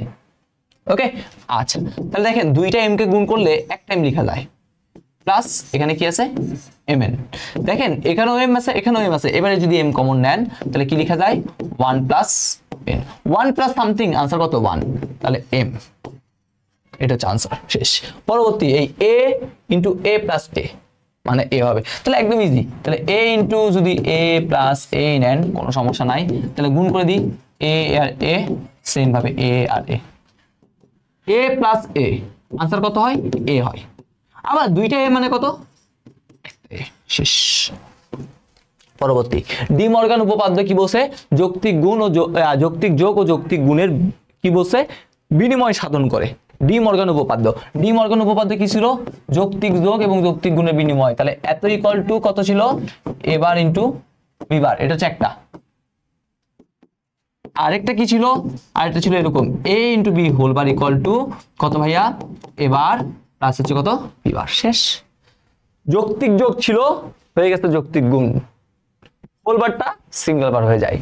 যৌক্তিক গুণ ছিল, হয়ে গেছে যোগ, হোল বারটা সিঙ্গেল বার হয়ে যায়। এটাই, আর কোনো কিছু আমাদের এখানে হয় না। ঠিক আছে, ওকে। পরবর্তী কোশ্চেনটা দেখি। দুই চলকের জন্য ডি মর্গানের প্রথম উপপাদ্যটি সার্কিটের মাধ্যমে কি করো দেখাও। তাহলে দুই চলকের জন্য প্রথম উপপাদ্য, ঠিক আছে, প্রথম উপপাদ্য কোনটা? ওই প্লাসেরটা। প্লাসেরটা হচ্ছে কি প্রথম উপপাদ্য, একটু করে তাও দেখে নেবেন প্লাস নাকি মাইনাস। প্লাসেরটা হওয়ার কথা। তাহলে এই জাস্ট দুই চলকের মাধ্যমে আমরা কি করব? এই উপপাদ্যটা একটু করে দেখব। তাহলে আমাদের উপপাদ্যটা কোনটা? A plus B whole bar equal to A bar into B bar. তাহলে আমাদের দুই চলক, এই জন্য চলক দুইটা নিছি। ওকে, তাহলে এখন আমাদের কাজ কি? এখন আমাদের কাজ হচ্ছে ট্রুথ টেবিল আঁকতে হবে। ট্রুথ টেবিল কি করতে হবে? আঁকতে হবে। সার্কিটের মাধ্যমে কি করতে বলছে? দেখাতে বলছে না? আচ্ছা, সার্কিটের মাধ্যমে দেখাবো, তার আগে হচ্ছে আপনারা ট্রুথ টেবিল দেখাবেন। ঠিক আছে, ট্রুথ টেবিল এঁকে দেন হচ্ছে সার্কিটটা দেখাবেন, দুইটা দেখাবেন। কারণ ট্রুথ টেবিলে তো আসলে আর প্রমাণটা হয় না যে এটার মান এত, এটা প্রমাণ করে দেন হচ্ছে আমরা করব। তাহলে এটা হচ্ছে আমাদের ইনপুটের জন্য নিলাম। আর এইখানে হচ্ছে যেহেতু দুইটা চলক, আমরা কয়টা ঘর হবে? 4টা ঘর হবে। ওকে, তাহলে প্রথমে হচ্ছে ঘর থাকবে এ। আমি কিন্তু অলরেডি আপনাদের লিখে শিখেছি কিভাবে সিঙ্গেল বার দিয়ে লিখতে হয়। প্রথমে এ, এরপর হচ্ছে কত? বি, তারপর হচ্ছে সিঙ্গেল বারগুলা। এটা এ বারের জন্য ঘর, এটা মনে করেন বি বারের জন্য ঘর, এটা হচ্ছে এ প্লাস বি এর জন্য ঘর, এটা হচ্ছে এই মাথাটার জন্য ঘর। ওকে, ডান। এবার আসি, প্রথমে হচ্ছে এ, তারপর হচ্ছে বি, দুইটা চলক লিখলাম। তারপর আজকে সিঙ্গেল বারগুলা লিখবেন। এ বার আর বি বার আছে সিঙ্গেল বার, এ বার বি বার। তারপর কি লিখবেন? এ প্লাস বি এর মানটা আগে লিখবেন, এ প্লাস বি। তারপরে কি দিবেন? তারপরে দিবেন হচ্ছে এই এ প্লাস বির উপর হোল বার, তারপরে যেটা আছে এ বার ইন্টু কত? B bar. তাহলে দুইটা চলক হইলে কম্বিনেশন কত হয়? 4টা হয়। 2 কিউব, 2 স্কোয়ার মানে কত? 4, মানে এন এর মানটা কি। তাহলে 4 যদি হয়, তাহলে বলেন 4 কে অর্ধেক করলে কত হয়? 2। তাহলে প্রথম করে দুইটা 0, তারপরে করে দুইটা 1। 2 কে অর্ধেক করলে কত হয়? 1, একটা 0 একটা 1, একটা 0 একটা 1। এবার করি, এবার বার মানে উল্টে যাবে 1 1 0 0। বি বার মানে উল্টে যাবে 1 0 1 0। প্লাস প্লাস মানে যোগ, এই এটার সাথে এটা যোগ করলে 0। যোগের সময় কি করতে হয়? 1 থাকতে হয়। 1 আছে, আনসার 1, 1 আছে, আনসার 1, 1 আছে, আনসার 1। যতগুলো 1 থাকুক থাকুক, আনসার কত? 1। এটারে কি করতে বলছে? বার। বার মানে কি উল্টা যায়, 0 থাকলে 1, 1 থাকলে 0, 1 থাকলে 0, 1 থাকলে 0। আর এটা মানে কি? গুণ। গুণের ক্ষেত্রে কি হয়? একটা 0 মানে আনসার 1 1, একটা 0 মানে আনসার 0। একটা 0 আছে, 0 আছে, 0 আছে। এইটা আর এটা কিন্তু সেম, এইটা আর এটা কি সেম। তার মানে এখন আমরা এটা যে প্রমাণ করলাম, তাহলে এটাকে আবার যদি সার্কিট দ্বারা কি দ্বারা প্রমাণ করতে বলছে? সার্কিট দ্বারা। তাহলে চলেন প্লাস, তাহলে আমরা যদি আসি, তাহলে এই এ প্লাস বি যেটা আছে এটা, তার উপর সাথে একটা বাবল লাগিয়ে দিলে এটা কি দাঁড়াইলো? এ প্লাস বি হোল বার। এটা যদি এ হয়, এটা বি হয়, ইকুয়াল এ বার ইন্টু বি বার। এটা হইতেছে আমার সেই এ বার, এটা হইতেছে আমার সেই বি বার। এই দুইটা বারের মধ্যে কি করতে বলছে? গুণ করতে বলছে। এবার ইন্টু এটা এ, যদি বি হয় তাহলে এটা চান্স। বুঝতে পারছি? আশা করি ডান। পরবর্তী কোশ্চেন, সত্যক সারণীর মাধ্যমে ডি মর্গান উপপাদ্য প্রমাণ করো। অলরেডি ডান করে ফেলছি কিছুক্ষণ আগেই। দুইটাই দেখা দিবেন, ডিজিটাল সার্কিট বলুক আর এটা বলুক, আপনি দুইটাই কি করবেন? দেখাবেন। এত প্লাস এত এর কি করতে বলছে বলেন তো? সরলীকরণ করতে। আচ্ছা, এখানে দেখেন এবার বি, এ সি, আবার কি দিছে বলেন তো? আবার এখানে দিছে হচ্ছে আমাদের বিসি। ওকে, তাহলে এই সরলীকরণটা খুবই ইম্পর্টেন্ট একটা সরলীকরণ। তাহলে এইখানে এর উপর কি দেওয়া আছে? বার দেওয়া আছে, দিয়ে দিয়েছে বিসি। এখন আপনি দেখেন এখান থেকে সাপোজ প্রথমে যদি বলি এই বি বি যদি কমন নেন তাহলে কিন্তু কিছু হয় না। বি বি কমন নিলে কি হয় না? কিছু হয় না। ঠিক আছে, সেম ভাবে আপনি যদি এখান থেকে সি সি কমন নেন আর কোনো সূত্র ফেলাতে পারেন না, আসলে সরলই করা যায় না। তাহলে এখানে সরল করার জন্য একটা চুরি করতে হবে, একটা কাজ করতে হবে। দেখেন এ বারের সাথে আছে বি, তারপর আছে এসি, তারপরটা কত আছে? এসি প্লাস এখানে বিসি আছে না? এই লাস্টেরটার সাথে, এই এটার সাথে, এটার সাথে, মানে যে এখানে এখানে একটা এবার একটা এ, তাহলে আমি যেখানে এবার এবং এ নাই মানে এ রিলেটেড যে চলকটা নাই সেটা আমি এটার সাথে যোগ করে দেব। কি বললাম এখানে যেটা এই যে একটা এবার একটা বি, সাপোজ যদি এরকম থাকতো বি বার আর বি, তাহলে বি বার আর বির সাথে না করে যেখানে হচ্ছে শুধুমাত্র এসি থাকতো তার সাথে আমি কি করব এই যে তাদের যে জিনিসটা ছিল সেটা যোগ করব। যোগ করলে কি হবে দেখেন একটা সুবিধা আসবে, সেটা হচ্ছে কত এবার বি প্লাস তো এসি আছে থাকলো প্লাস এখানে কি হলো এবিসি প্লাস এবার বিসি। এবার দেখেন এখানে আছে এবার বি এখানেও আছে এবার বি, তাহলে এই দুইটা এবার বি কে আপনি একসাথে নিয়ে আসেন, এই দুটো জিনিসকে একসাথে নিয়ে আসলাম প্লাস এখানেও আছে দেখেন এসি এখানেও আছে এসি, তাহলে এবার এই যে এসিটা আছে এই এসিটাকে একসাথে নিয়ে গেলাম। তাহলে আলটিমেটলি দেখেন এবার বি যদি হয় তাহলে 1 প্লাস সি, সেম ভাবে এসি যদি কমন নেন তাও 1 প্লাস বি, 1 প্লাস যা আছে তা থাকুক 1 প্লাস যা আছে তার থাকুক, আনসার কত 1, তাহলে আলটিমেটলি আনসার কত এখানে এটা হচ্ছে এ বি আর এখানে হচ্ছে কত এসি। দেখেন আগে তিনটা জিনিস ছিল এখন দুইটা হয়ে গেছে। তাহলে কি বললাম যেটা যেটার বার এবং বার ছাড়া আছে এখানে এ আর একটা এবার আছে, তাহলে আমি কি করব যেটার উপর বার আছে এই দুইটা জিনিসকে আমি কি করব অন্য আরেকটার সাথে নিয়ে নিব। সাপোজ যদি আমাদের এরকম থাকতো, সাপোজ যদি আমাদের কি থাকতো, সাপোজ এখানে বলতাম হচ্ছে কত বি বার সি বললাম প্লাস, ঠিক আছে বি বার সি বললাম প্লাস কি বললাম প্লাস বললাম হইতেছে হচ্ছে এ বি প্লাস এখানে আছে কত ভাইয়া এসি। তাহলে দেখেন এখানে বি বার আছে বি আছে আর এখানে আছে কত সি, তাহলে আমি কি করব আমি হচ্ছে এইটার সাথে কাকে নিব বি প্লাস বি বার কে নিব, তারপর হচ্ছে আমাদের যে ক্যালকুলেশন এভাবে ক্যালকুলেশন করব। ওকে আসি পরের কোশ্চেন লজিক গেট থেকে। লজিক গেট কাকে বলে? লজিক গেট হচ্ছে একটা যৌক্তিক বর্তনী যেখানে এক বা একাধিক ইনপুট থাকবে, যুক্তির ভিত্তিতে একটা মাত্র আউটপুট দিবে। ইউনিভার্সাল গেট যে গেট দ্বারা আমরা সকল লজিক গেটকে বাস্তবায়ন করতে পারবো সেটাকে ইউনিভার্সাল বা সার্বজনীন গেট বলে। আউটপুট ইনপুটের যৌক্তিক বিপরীত, ঠিক আছে আউটপুট ইনপুটের কি যৌক্তিক বিপরীত। তাহলে এটা কোন গেটের ক্ষেত্রে বসে? এটা হচ্ছে আমাদের নট গেটের ক্ষেত্রে। আমরা জানি নট গেটের ক্ষেত্রে এই যে নট গেটটা আছে, আমরা জানি নট গেটের ক্ষেত্রে কি বলেন তো, নট গেটের ক্ষেত্রে আমাদের যে নট গেট আছে নট গেটের ক্ষেত্রে ফাংশনটা কত f ইকুয়াল টু a বার বলতে পারি অথবা a প্রাইম বলতে পারি। তারপর আপনি ট্রুথ টেবিলটা আঁকবেন, যদি 0 দেন তাহলে পাবেন কত 1, আবার যদি 1 দেন তাহলে কি পাবেন 0। এটা হইতেছে সেই a আর এটা হইতেছে সেই এবার ট্রুথ টেবিলটা আমি না এঁকে বললাম, ঠিক আছে। তারপর আপনি আরো সুন্দরভাবে বলতে পারেন এই নট গেটের ক্ষেত্রে ইনপুট ইকুয়াল আউটপুট ইকুয়াল একটি, আর এইটার অপর নাম, এটার অপর নাম কি ইনভার্টার। বেশ সুন্দরভাবে আপনারা কি করবেন এগুলা ব্যাখ্যাগুলো বলবেন। পরেরটা তিনটা মান যোগ করলে যোগফল কত হবে 1 হবে, একদম ইজি না। তিনটা মান বলুক 4টা মান বলুক তিনটা মান বসে তাই কি হবে তিনটা সার্কিট হবে, তিনটা সুইচ হবে সার্কিট বলতেছে। জাস্ট এখানের সাথে একটা লাইট লাগিয়ে দেবেন, শেষ। একসাথে তিনটা সুইচ অন করলো বাতিটা কি হবে জ্বলে উঠবে, কাজ শেষ। ওকে ন্যান্ড এবং নট দ্বারা বাস্তবায়ন। ওকে 5 ইনপুটের এন্ড গেট বাস্তবায়নের জন্য কয়টা ন্যান্ড লাগবে? তাহলে 5 ইনপুটের এন্ড, তাহলে 5 ইনপুটের এন্ড যদি করি তাহলে f ইকুয়াল টু কত a into b into c into d into e। আমি কি দ্বারা বাস্তবায়ন করব ন্যান্ড দ্বারা। তাহলে ন্যান্ডের একটু সমীকরণটা দেখেন তো কি a ইনটু b তারপর হোল বার, সর্বনিম্ন দুইটা চলক, আমাদের এখানে 5টা চলক আছে কোনো প্যারা নাই, পারফেক্ট। চলকগুলোর মাঝে গুণ, আমার এখানে গুণ আছে ঠিক আছে, কিন্তু কি নাই হোল বার নাই, তাহলে আমার কি দিতে হবে হোল বার দিতে হবে। তাহলে এখন আমরা আসি হোল বার। তাহলে আমরা কি একটা হোল বার দিতে পারি না, দিলে কয়টা দিতে হয় দুইটা।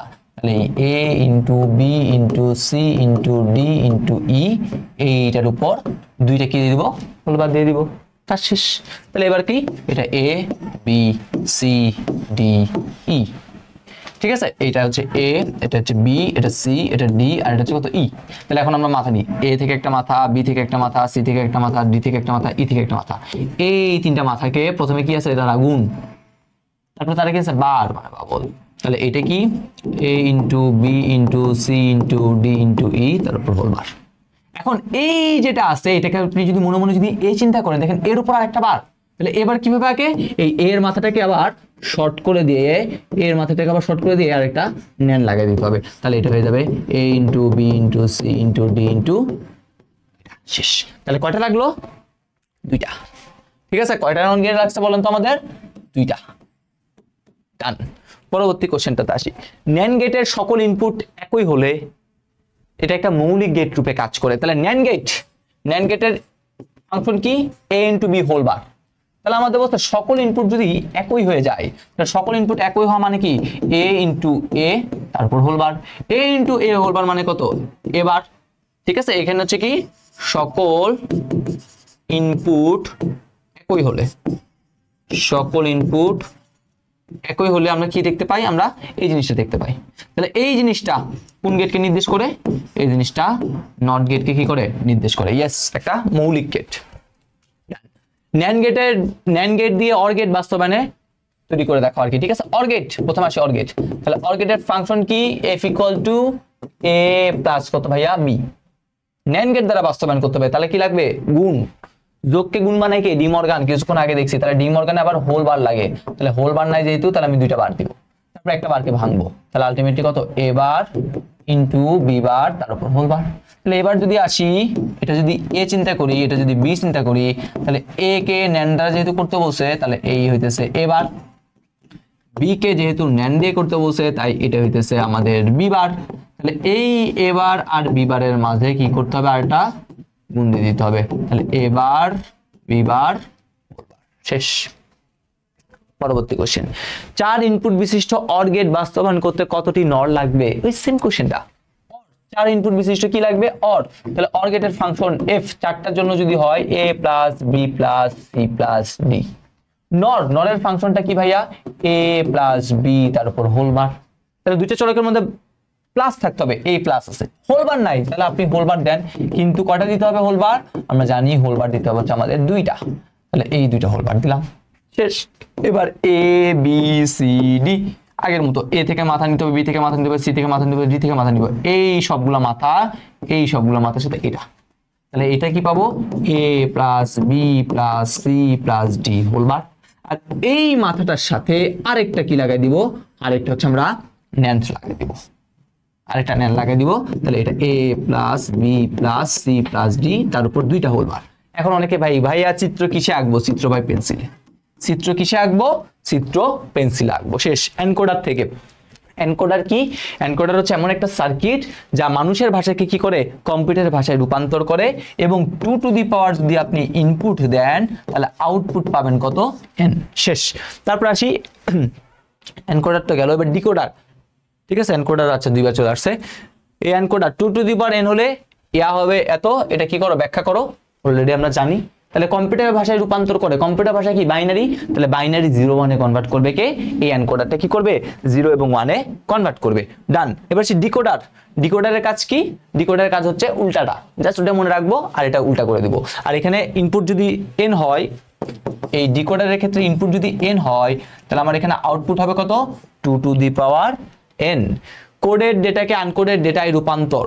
কোডেড ডেটাকে আনকোডেড, কোডেড মানে হচ্ছে কম্পিউটারের ভাষা, তাহলে কম্পিউটার ভাষাকে মানুষের ভাষায় রূপান্তর কে করে? ডিকোডার করে। কোডেড ডেটাকে আনকোডেড ডেটায় রূপান্তর, এটা কম্পিউটারের ভাষাকে মানুষের ভাষায়, সেম জিনিস। যান্ত্রিক ভাষা মানে কম্পিউটার ভাষাকে, এটা সবকিছু সেম। ওকে, এবার আসি অ্যাডার। অ্যাডার নিয়ে কি বলছে? অ্যাডার কাকে বলে? যে সমবায় বর্তনীর সাহায্যে কি করা হয়? বাইনারি সংখ্যা যোগ করা হয়, তাকে অ্যাডার বলে। এটা দুই প্রকার, একটা হাফ অ্যাডার, একটা ফুল অ্যাডার। হাফ অ্যাডার কি? যে অ্যাডার 2 বিট যোগ করে, তাকে কি বলা হয়? Half Eder. তাহলে ফুল অ্যাডার কি ভাইয়া? ফুল অ্যাডার কি? ফুল অ্যাডার হইতেছে 3 বিট, ক্যারি বিট সহ 3 বিট যোগ করবে, তাকে বলা হয় ফুল অ্যাডার। রেজিস্টার কাউন্টার, প্রথমে দেখতে হবে ফ্লিপ ফ্লপ। ফ্লিপ ফ্লপ কি করে? একটা একটা করে বিট কি করে? ধারণ করে, লজিক গেট দ্বারা তৈরি, যা 1 বিট। ঠিক আছে, তারপর হচ্ছে রেজিস্টার। রেজিস্টার কি? একগুচ্ছ ফ্লিপ ফ্লপ, অনেকগুলো ফ্লিপ ফ্লপের সমন্বয় গঠিত, যেটা কি করে? যতগুলো ফ্লিপ ফ্লপ ঠিক ততগুলো কি করবে? সে বিট ধারণ করে রাখে। প্রত্যেকটা ফ্লিপ ফ্লপ সেখানে কি করে? ততটা ইয়া করে। শিফট রেজিস্টার কাকে বলে লিখছি। কাউন্টার কাকে বলে? কাউন্টারের কাজ হচ্ছে কি করা? কাউন্ট করা, গণনা করবে। সিকোয়েন্সিয়াল সার্কিট, সেখানে আগত পাসের সংখ্যা কি করবে? গণনা করবে। কাউন্টারের মোট কি? কাউন্টার যতগুলো সংখ্যা গণনা করতে পারে সেটাকে কাউন্টারে কি বলা হয়? মোট বলা হয়ে থাকে। তারপর হচ্ছে 4 বিট রেজিস্টারে 4টা ফ্লিপ ফ্লপ থেকে বুঝিয়ে লিখো। আমরা বলছি রেজিস্টার কি? একগুচ্ছ ফ্লিপ ফ্লপের সমন্বয়ে গঠিত, সেখানে প্রত্যেকটা ফ্লিপ ফ্লপ আবার কি করে? একটা একটা করে বিট গণনা করে। তাহলে 4 বিট রেজিস্টার, তাহলে 4 বিট রেজিস্টারে কয়টা ফ্লিপ ফ্লপ লাগবে? 4টা। তাহলে সে কটা ইয়ে করতে পারবে, 4টা ধারণ করে রাখতে পারবে। এই হচ্ছে কথা। তারপর হচ্ছে রেজিস্টার আর মেমোরি এক নয়, ঠিক আছে। এখানে মেমোরি কি, রেজিস্টার তো বললাম ধরে রাখবে, আর মেমোরি হচ্ছে কি রেজিস্টারের স্থায়ীভাবে যেটা ধারণ ও প্রয়োজনীয় তা ব্যবহার করার সক্ষম না থাকায় এটা মেমোরি ডিভাইসের মতো রেজিস্টার ওই মেমোরি কি করে স্থায়ীভাবে ধরে রাখে, আর রেজিস্টার স্থায়ীভাবে ধরে রাখতে পারে না। একটা 4 বিট বাইনারি কাউন্টার কতটি সংখ্যা গণনা করতে পারে? একটু করে বলি, একটা 4 বিট বাইনারি কাউন্টার 4টি ফ্লিপ ফ্লপের সমন্বয়ে গঠিত। 4টা কিসের সমন্বয়ে গঠিত? 4টা ফ্লিপ ফ্লপের সমন্বয়ে গঠিত। সেইটা 2 টু দি পাওয়ার 4 ইকুয়াল 16টি সংখ্যা গণনা করতে পারে। আর সেই 16 সংখ্যাটা শুরু হবে 0 থেকে কত পর্যন্ত? 0 থেকে 35 পর্যন্ত। শেষ আমাদের তৃতীয় অধ্যায় টাটা। আমাদের মোটামুটি প্রায় 1 ঘন্টার কাছাকাছি মনে হয় একটা ক্লাস হইলো তৃতীয় অধ্যায়ের উপর, বা 50 মিনিটের মতো। 50 মিনিটের মধ্যে আমরা তৃতীয় অধ্যায় কিন্তু কমপ্লিট করে ফেলছি। এখন ডিজিটাল এখন কি করবো আমরা? ওয়েব ডিজাইন পরিচিতি এবং HTML অধ্যায়টা দেখবো। তো প্রথমে আমরা যদি দেখি এখানে টাইপগুলো দেওয়াই আছে, আপনারা দেখে নেবেন। তো প্রথমে আমরা যদি আসি ব্রাউজার কাকে বলে, তাহলে আমরা ওয়েব ব্রাউজিং করি না? ওয়েব ব্রাউজিং করি, ঠিক আছে। সাপোজ বন্দি পাঠশালা ওয়েবসাইটে আপনি ঢুকবেন, তাহলে বন্দি পাঠশালা ওয়েবসাইটে ঢুকে আপনি কি করবেন? এই যে ঘুরতেছেন গুগল ক্রোম ব্রাউজারে গিয়ে, এটাই বলা হচ্ছে ব্রাউজার। তাহলে ওয়েবসাইটগুলো ঘুরে দেখার জন্য তথা ব্রাউজ করার জন্য যে সকল সফটওয়্যার ব্যবহার করা হয় তাকে কি বলা হয়? ওয়েব ব্রাউজার বলে। সার্চ ইঞ্জিন কি? ওই আপনি গুগলে যাই কি করেন, লিখে সার্চ করেন না bondipathshala.com, এই যে বন্দি পাঠশালা লিখেছে সার্চ করলেন, সেটা হচ্ছে কি বলেন তো? Search engine. ওর কাছে হচ্ছে কি করা? খুঁজে বের করা একটা টুলস, এমন একটা সফটওয়্যার টুলস যার সাহায্যে ইন্টারনেটের অজস্র ওয়েব সার্ভার থেকে কি করে বলেন তো সহজেই তথ্য খুঁজে বের করে দেয়। আপনি যেটা চাবেন সেটা পাবেন। ওয়েব সার্ভার কি? যেখানে আমরা তথ্যগুলো কি করে রাখি, মানে ওয়েবসাইট বা ওয়েব পেজগুলো কি করে থাকে? সংরক্ষিত করা থাকে। ওয়েব পোর্টাল কি? ওয়েব পোর্টাল হচ্ছে একটা ওয়েবসাইটের মধ্যে বিভিন্ন লিঙ্ক, কন্টেন্ট বা সার্ভিসের সংগ্রহকে বোঝায়, যেখান থেকে আমরা কি করতে পারি? সহজেই আমাদের যেটা দরকার সেটা পাই। ওয়েব পেজের সাথে ওয়েব ব্রাউজারের সম্পর্কটা কি সেটা কি করে ব্যাখ্যা করো। দেখো তুমি একটা ওয়েব পেজ দেখবা, তো ওয়েব পেজ দেখার জন্য সবার আগে কিন্তু কোথায় যেতে হবে? ওয়েব ব্রাউজারে যেতে হবে। তারপর ওয়েব ব্রাউজারে গিয়ে তুমি কি করো বলো তো? ব্রাউজিং গুলো করো আর কি, ঠিক আছে। সো এই কথাগুলো এখানে দেওয়া আছে। ওয়েব পেজ হচ্ছে কি HTML এ লেখা হয়ে থাকে এবং ইন্টারনেটের সাথে কি করা হয়? ব্রাউজারে দেখা যায়। আর ব্রাউজার কি? একটা সফটওয়্যার যেটা এটার সাথে থেকে ইত্যাদি যায় কি করে শো করে। এখানে একদম সুন্দরভাবে ব্যাখ্যাটা দেওয়া আছে, খুব ইম্পর্টেন্ট একটা কোশ্চেন। ওয়েব ব্রাউজার ও সার্চ ইঞ্জিন এক নয়। তাহলে ওয়েব ব্রাউজার হচ্ছে কি? ওয়েব ব্রাউজার হচ্ছে তুমি যে পেজগুলো আছে সেগুলো দেখতেছো, ওয়েব ব্রাউজিং করতেছো। সার্চ ইঞ্জিন কি? তুমি একটা কোনো তথ্য পাচ্ছ না, সেটা আগে কি করে সার্চ করলে। সাপোজ তুমি বন্দি পাঠশালা ওয়েবসাইটে ঢুকবা, তাই আমরা কি বলি? প্রথমে বলি তোমাকে গুগল ক্রোম ব্রাউজারে যাও। তাহলে এই যে গুগল ক্রোম যেটা বললাম, এটা হচ্ছে একটা ওয়েব ব্রাউজার, ওকে। আর তুমি তারপরে গিয়ে গুগল ক্রোম ব্রাউজারে গিয়ে তুমি গুগলে গিয়ে সার্চ করো bondipathshala.com। এই গুগলটা কি করে? তোমাকে সার্চ করে এনে দেয় বন্দি পাঠশালা যে কন্টেন্ট গুলো আছে সেগুলো, ঠিক আছে। তাহলে এই কন্টেন্টটা পাওয়ার পর তুমি কি করতেছো? স্ক্রল করতেছো। তাহলে এটা হচ্ছে মেইন দুইটা জিনিস আর কি, ঠিক আছে। তো এই জিনিসগুলো নিয়ে এখানে আলটিমেটলি বলা আছে আর কি। তারপরে আমরা যদি দেখি ওয়েবসাইটের প্রকারভেদের মধ্যে, প্রথমে ওয়েবসাইট কত প্রকার? ওয়েবসাইট কাকে বলে? একই ডোমেইন নেমের অধীনে যখন একাধিক ওয়েব পেজ কি থাকবে? সংযুক্ত থাকবে, তখন সেটাকে কি বলা হয়? তখন সেটাকে বলা হয় হচ্ছে ওয়েবসাইট। স্ট্যাটিক ওয়েবসাইট কি? যার কন্টেন্টটা নির্দিষ্ট, কন্টেন্টের কোনো চেঞ্জ হবে না, সেটাকে বলা হয় স্ট্যাটিক। আর ডাইনামিকটা কি? যার কন্টেন্টের মানটা চেঞ্জেবল, পরিবর্তনশীল, কন্টেন্ট পরিবর্তনশীল, সেটাকে বলা হয় ডাইনামিক। ওয়েবসাইট ওর ওয়েব পেজ এক নয়। ওয়েবসাইট কি? একাধিক ওয়েব পেজের সমষ্টি। আর ওয়েব পেজ কি? একটা পেজ। সেই পেজটা কি HTML কে লেখা হয়ে থাকে আর কি, ঠিক আছে। তাহলে কি দুটো সেম হইলো? দুটো কিন্তু সেম হইলো না। একটা হচ্ছে অনেকগুলো পেজের সমষ্টি হচ্ছে ওয়েবসাইট, আর ওখানে একটা পেজ। তারপর স্ট্যাটিক ওয়েবসাইটের তুলনায় ডাইনামিক ওয়েবসাইটের জনপ্রিয়তা বেশি। স্ট্যাটিক ওয়েবসাইট কন্টেন্ট নির্দিষ্ট, তুমি চাইলে তোমার মতামত দিতে পারবা না। কিন্তু ডাইনামিক ওয়েবসাইটে কন্টেন্ট আপডেট প্রতিনিয়ত কি হচ্ছে? চেঞ্জ হচ্ছে। তাহলে কোনটা ভালো? অবশ্যই এটা ডাইনামিকটা। এই কথাগুলো এখানে বলা হয়েছে, আমি জাস্ট এগুলোর ব্যাখ্যা বলে দিচ্ছি, ঠিক আছে। কারণ মেইন থিমটা তুমি যদি জানো তো তুমি অনেক কিছু বানিয়ে লিখতে পারবে, আর এখানে আনসার তো আছে, ওকে। পরিবর্তনশীল তথ্যের ওয়েবসাইট ব্যাখ্যা করো। পরিবর্তনশীল তথ্যের ওয়েবসাইট কোনটা? পরিবর্তনশীল তথ্যের ওয়েবসাইটটা হইতেছে আমাদের ডাইনামিক ওয়েবসাইট। পরিবর্তনশীল তথ্যের ওয়েবসাইট কোনটা? Dynamic website. তাহলে ডাইনামিক ওয়েবসাইটে কি? কন্টেন্টটা পরিবর্তনশীল হইতে থাকবে, যেমন ক্রিকেট খেলার বোর্ড, ঠিক আছে, ক্রিকেট খেলার যে স্কোর বোর্ডটা আছে সেটা, ঠিক আছে। তারপর সেখানে কি থাকবে? সেটা হচ্ছে আলটিমেটলি আমাদের HTML CSS ছাড়াও সেখানে হচ্ছে আমরা জাভা, PHP, ASP এছাড়া SQL ডেটাবেস ল্যাঙ্গুয়েজগুলো কি করে থাকি সেখানে অ্যাড করে দিই, ঠিক আছে। এই কথাগুলো এখানে কি বলা যায় বলা আছে। তারপরে যদি আসি ওয়েবসাইটের কাঠামো থেকে, প্রথমে হচ্ছে মেইন জিনিস, সেটা হোম পেজ কাকে বলে। তুমি একটা ওয়েবসাইটে প্রথমে ল্যান্ড করে যে পেজটাতে যাও সেটাকে কি বলা হয়? হোম পেজ বলে। ওয়েবসাইটে ঢুকলে প্রথম যে পেজটি শো করে সেটাই হোম পেজ। এবার যদি আমরা আইপি অ্যাড্রেস থেকে আসি, প্রথমে এফটিপি দিচ্ছে, যদিও এফটিপি কি, এটা protocol name, file transfer protocol, যেটা কি করে ফাইলে ট্রান্সফার করতে কি করা হয় বলেন তো, এটাকে ব্যবহার করে থাকি আমরা। তারপর হচ্ছে এইচটিটিপি, এটা অনেক বেশি ইম্পর্টেন্ট। এইচটিটিপি এটা কি, হাইপার টেক্সট ট্রান্সফার প্রোটোকল। এটাও হচ্ছে এক ধরনের প্রোটোকল যা কি করে সার্ভার আর ক্লায়েন্টের মধ্যে সে কি করে ডেটা আদান প্রদান করে থাকে। ঠিক আছে, সার্ভার আর ক্লায়েন্টের মধ্যে ডেটা আদান প্রদান। আইপি অ্যাড্রেস কি, প্রত্যেকটা ডিভাইসের জন্য একটা ঠিকানা আছে, সেই ঠিকানাটাকে কি বলা হয়? আইপি অ্যাড্রেস বলে। তাহলে আইপি অ্যাড্রেস হলো ইন্টারনেটের একটা যন্ত্রের ঠিকানা, ঠিক আছে, প্রত্যেকটা ডিভাইসেরই। আর ডোমেইন নেম কি, এই আইপি অ্যাড্রেস এটা কি সংখ্যায় লেখা হয়, এই সংখ্যাগুলো কি মনে রাখা আমাদের জন্য কষ্টকর। সেই আইপি অ্যাড্রেসটাকে সহজে মনে রাখার জন্য আলফা নিউমেরিক ঠিকানাটাকে কি বলা হয় বলেন তো? এই ডোমেইন নেম বলে। ইউআরএল কি, ইউআরএল হচ্ছে ইউনিভার্সালস বা ইউনিভার্সাল রিসোর্সেস লোকেটর।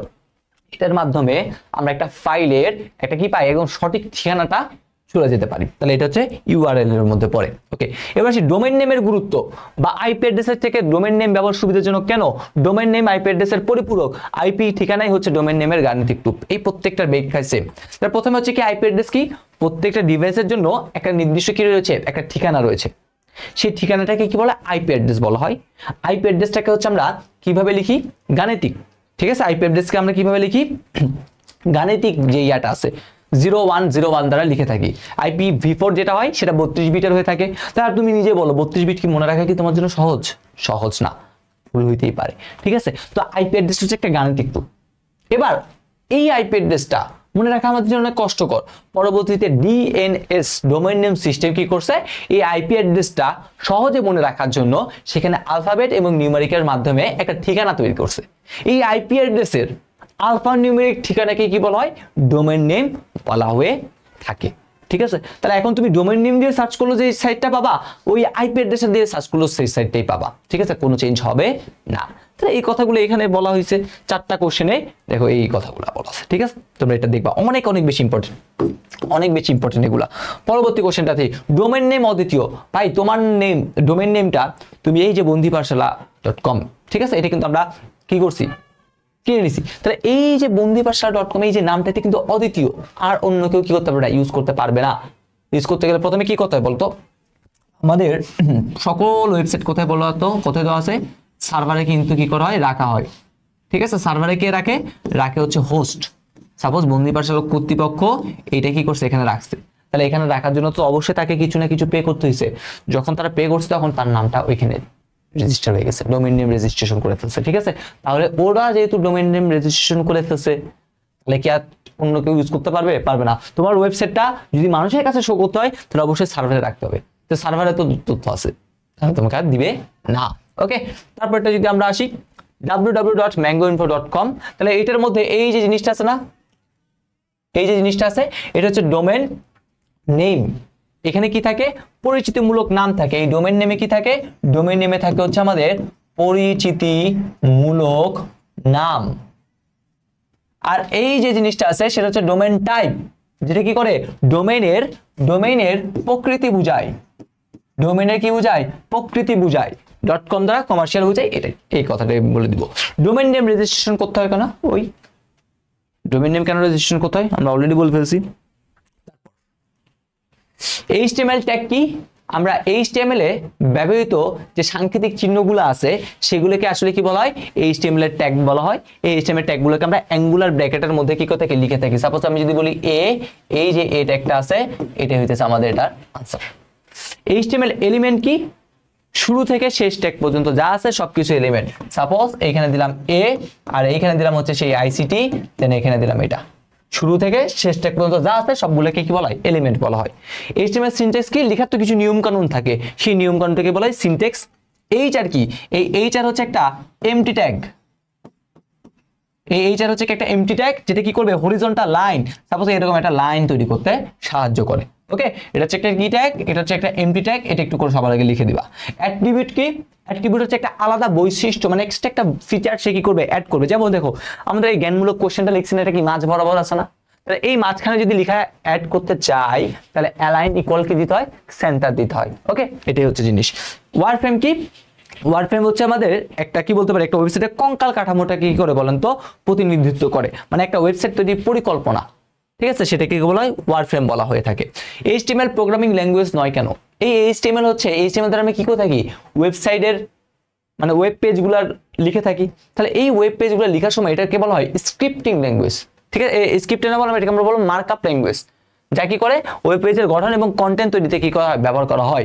এইখানে আমরা প্রোগ্রামিং ভাষার মধ্যে সত্য, লুপ ইত্যাদি কি করতে পারি না, ব্যবহার করতে পারি না, ঠিক আছে।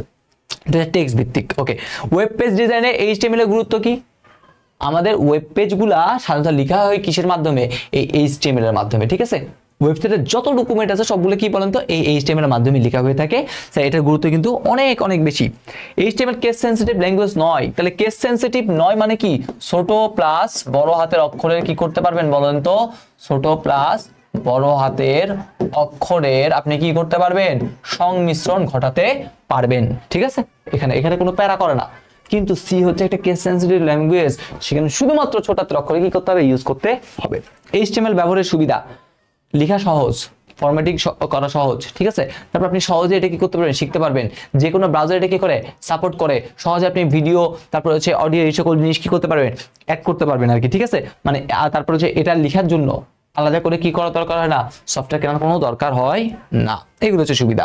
এইচটিএমএল এ কোনটি ডকুমেন্টের অংশ নয় তবে লেখা জরুরি? এই ডক টাইপ এইচটিএমএল বলা হয়। অনেকে বলে ভাই এটা কি লিখতেই হবে, লেখা ভালো, ঠিক আছে, কারণ এটা দিয়ে বোঝায় আর তুমি যেটা লিখতেছো সেটা হচ্ছে কত, HTML5 স্ট্যান্ডার্ড অনুসরণ করে লিখতেছো এবং সেই অনুযায়ী কি করে, রেন্ডারটা প্রদর্শন করে, ঠিক আছে। ওকে, তারপর হচ্ছে বিআর হচ্ছে কি ট্যাগ একটা, এই বিআর হইতেছে একটা এমটি ট্যাগ। এই বিআর হইতেছে কি একটা এমটি ট্যাগ। এই এমটি ট্যাগের কি আছে, শুরু আছে কিন্তু কি নাই, শেষ নাই।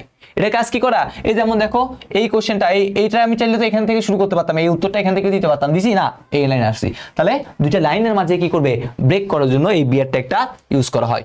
ফন্ট ট্যাগ কি, ফন্ট ট্যাগের হচ্ছে তিনটা অ্যাট্রিবিউট, মনে রাখবো। ফন্ট ট্যাগের তিনটা অ্যাট্রিবিউট, একটা হচ্ছে ফন্ট ফেস, একটা হচ্ছে ফন্ট কালার, আরেকটা হচ্ছে কি ফন্ট সাইজ।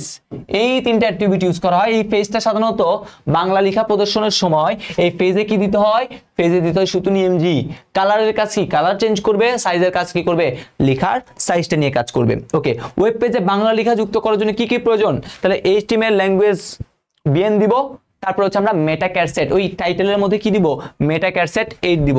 এই দুইটা মাস্ট, এই যে দুইটা আছে এই দুইটা মাস্ট দিলে আর বাকি বডিতে বাংলা লেখা লিখলে হয়ে যাবে। ওকে, অথবা আমরা সুতুন এমজি দিয়েও কাজটা করতে পারি, কি ফন্ট ফেস সুতুন এমজি দিয়ে বাংলা লেখাটা লিখে দেব, কাজ শেষ। তারপর হচ্ছে স্টাইল অ্যাট্রিবিউট কেন ব্যবহার করা হয়, এই স্টাইল অ্যাট্রিবিউটের মাধ্যমে আমরা কি করতে পারি, এই সিএসএস ক্যাসকেডিং স্টাইল শীটের কোড সরাসরি লিখে সেটা কি করতে পারি, স্টাইলিং করতে পারি। এটাতে আলটিমেটলি আমরা কোন একটা টেক্সটের রং, তারপর হচ্ছে ফন্ট, তারপর হচ্ছে ব্যাকগ্রাউন্ড রং, মার্জিন, এই সকল কি করতে পারি বলেন তো, চেঞ্জ করতে পারি। ওকে, এবার আসি ইমেজ সংযোজন। ইমেজ হচ্ছে একটা এমটি এলিমেন্ট ট্যাগ। কেন ইমেজ ট্যাগ, এটা হইতেছে কি বলেন, একটা এমটি ট্যাগ যার শুরু আছে কিন্তু শেষ নাই।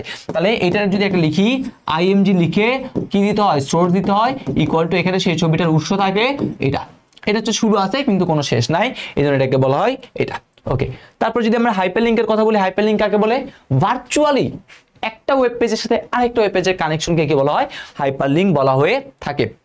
অ্যাঙ্কর ট্যাগ কি, এই অ্যাঙ্কর ট্যাগটা এটাই হচ্ছে কি, এটা হচ্ছে অ্যাঙ্কর ট্যাগ। এটার কাজ কি করা, হাইপারলিংক।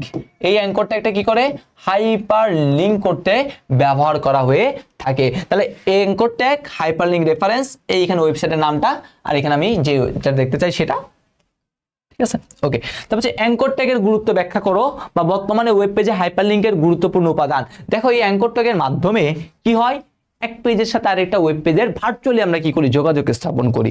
যেহেতু এক পেজের সাথে আরেক পেজের যোগাযোগ স্থাপন করি, তা সহজে আমি ওই পেজে চলে যাচ্ছি না, তারপর আমরা সময়েরও কি হচ্ছে, সাশ্রয় করতেছে, ঠিক আছে। এই কথাগুলো এখানে বলা আছে। ওকে, ওয়েবসাইট পাবলিশিং, তাহলে ওয়েবসাইট হোস্টিং কি, আমরা বলছিলাম ওয়েবসাইটটাকে কোথায় রাখতে হয়, ওয়েব সার্ভারে রাখতে হয়। আর ওয়েবসাইটকে ওয়েব সার্ভারে রাখাকে কি বলা হয়, সংরক্ষণ করে বলা হয় ওয়েব হোস্টিং। আর ওয়েবসাইট পাবলিশিং কি, ওয়েবসাইট তৈরি করার পর ওয়েব সার্ভারে হোস্টিং করার প্রক্রিয়াকে ওয়েবসাইট পাবলিশিং। মেন কথা হচ্ছে একদম শুরু থেকে যতগুলো প্রসেস আলটিমেটলি আস্তে আস্তে ফলো করতে হয় সেগুলা। এই ওয়েবসাইট পাবলিশিং এর জন্য 4টা ধাপ রয়েছে। কয়টা ধাপ, চারটা ধাপ। প্রথমে কি ওয়েব পেজ ডিজাইন ও এত প্রথমে আমরা বলতে থাকি আলটিমেটলি ডোমেইন নেম রেজিস্ট্রেশন, তারপর আমরা বলতে পারি হচ্ছে ওয়েব ডিজাইন তৈরি এবং কি ওয়েব পেজ তৈরি এবং ডিজাইন করতে হবে, তারপর হচ্ছে ওয়েব পেজ হোস্টিং করতে হবে এবং সর্বশেষ কি করতে হবে ওয়েব সার্ভার ওয়েবসাইটে প্রেরণ, যেটাকে আমরা বলতে পারি সার্চ ইঞ্জিনের সাথে যুক্ত করাও বলতে পারি। প্রথমে আগে তুমি একটা নাম দিবা, সেই নামের ভিত্তিতে তোমার কি ধরনের প্রতিষ্ঠানটা হবে তুমি বুঝে গেছো, তারপর সেই অনুসারে কি করবে ওয়েবসাইটটা বানাবা, ওয়েবসাইটটা বানানোর পর কি করতে হবে সার্ভারে রাখতে হবে, দেন সর্বশেষ কি করতে হবে সার্চ ইঞ্জিনের সাথে যুক্ত করতে হবে, তাহলে কি হবে যাতে সকল মানুষের কাছে এই জিনিসটা যায় আর কি। ওকে, ওয়েব হোস্টিং একটা গুরুত্বপূর্ণ ধাপ ব্যাখ্যা করো। এখন দেখো বা ওয়েব হোস্টিং ওয়েবসাইট পাবলিকেশন হচ্ছে খুবই গুরুত্বপূর্ণ এই কোশ্চেনটা আমরা একটু করে দেখবো। সে প্রথমে আগে লিখবা হোস্টিং কাকে বলে, ওয়েবসাইটটা ওয়েব সার্ভারে রাখা রেখে কি বলে হোস্টিং বলে। সাপোজ এখন তুমি যে কোডগুলো লিখতেছো সেই কোডগুলো দেখো, তুমি নিজেই দেখো, তোমার কি কোনো ফ্রেন্ড দেখতে পারে? তুমি বলতে পারো এই বন্ধু এই ওয়েবসাইটে ঢুকে দেখ আমার ওয়েবসাইটটা পাবি, পায় না কিন্তু, ঠিক আছে। তাহলে এই সকলের কাছে পরিচিত আনার জন্য কি করতে হবে, এটাকে সার্ভারে রাখতে হবে, টাকা পয়সা দিয়ে সে কি করতে হবে সার্ভারে রাখতে হবে। সেই সার্ভারে রাখলে দেন হচ্ছে তুমি কি করতে পারো তোমার ওয়েবসাইটটা সকলেই কি করতে পারবে বলেন তো দেখতে পারবে। ওকে ডান। পরবর্তী ওয়াইড ফ্রেম কি এটা একটু করে আমরা দেখে নিব। লাস্ট কোশ্চেনটা আমাদের চতুর্থ অধ্যায় শেষ, বেশিক্ষণ লাগছে ভাই, সর্বোচ্চ হচ্ছে 20 মিনিট লাগছে বা আধা ঘন্টা লাগছে, এর বেশি কিন্তু লাগে নাই, ঠিক আছে। ব্যাখ্যা এগুলো ব্যাখ্যা ছিল চতুর্থ অধ্যায়। পঞ্চম অধ্যায়টা দেখে দেন হচ্ছে আমরা প্রথম দ্বিতীয়টা সবকিছু দিয়ে দিব। পঞ্চম অধ্যায়ে চলে আসি। প্রথমে দেখেন এখানে সবকিছু দেওয়া আছে, এবার আমরা আসি মেইন জিনিস। তো প্রথম হচ্ছে ভোলাটাইল মেমোরি কি, এটা আছে আপনারা নন ভোলাটাইল মেমোরি কি সেটাও অবশ্যই কি করবেন আপনারা দেখে নেবেন। নন ভোলাটাইল মানে কি, নন ভোলাটাইল মানে হচ্ছে স্থায়ী মেমোরি, কম্পিউটার বন্ধ করার পরেও কি হবে না ডেটাগুলো মানে সংরক্ষিত থাকবে। আর ভোলাটাইল মানে কি, ভোলাটাইল মানে হচ্ছে অস্থায়ী।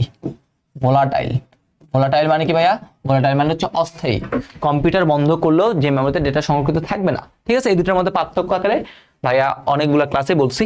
ভার্চুয়াল মেমোরি কি, ভার্চুয়াল মেমোরি হচ্ছে এমন একটা ম্যানেজমেন্ট কৌশল যা কি করে কম্পিউটার র্যামের জায়গা যদি কমে যায় তখন সে কি করে সেখানে হচ্ছে হার্ড ডিস্কের একটা অংশকে সে মেমোরি হিসেবে ব্যবহার করতে দেয়।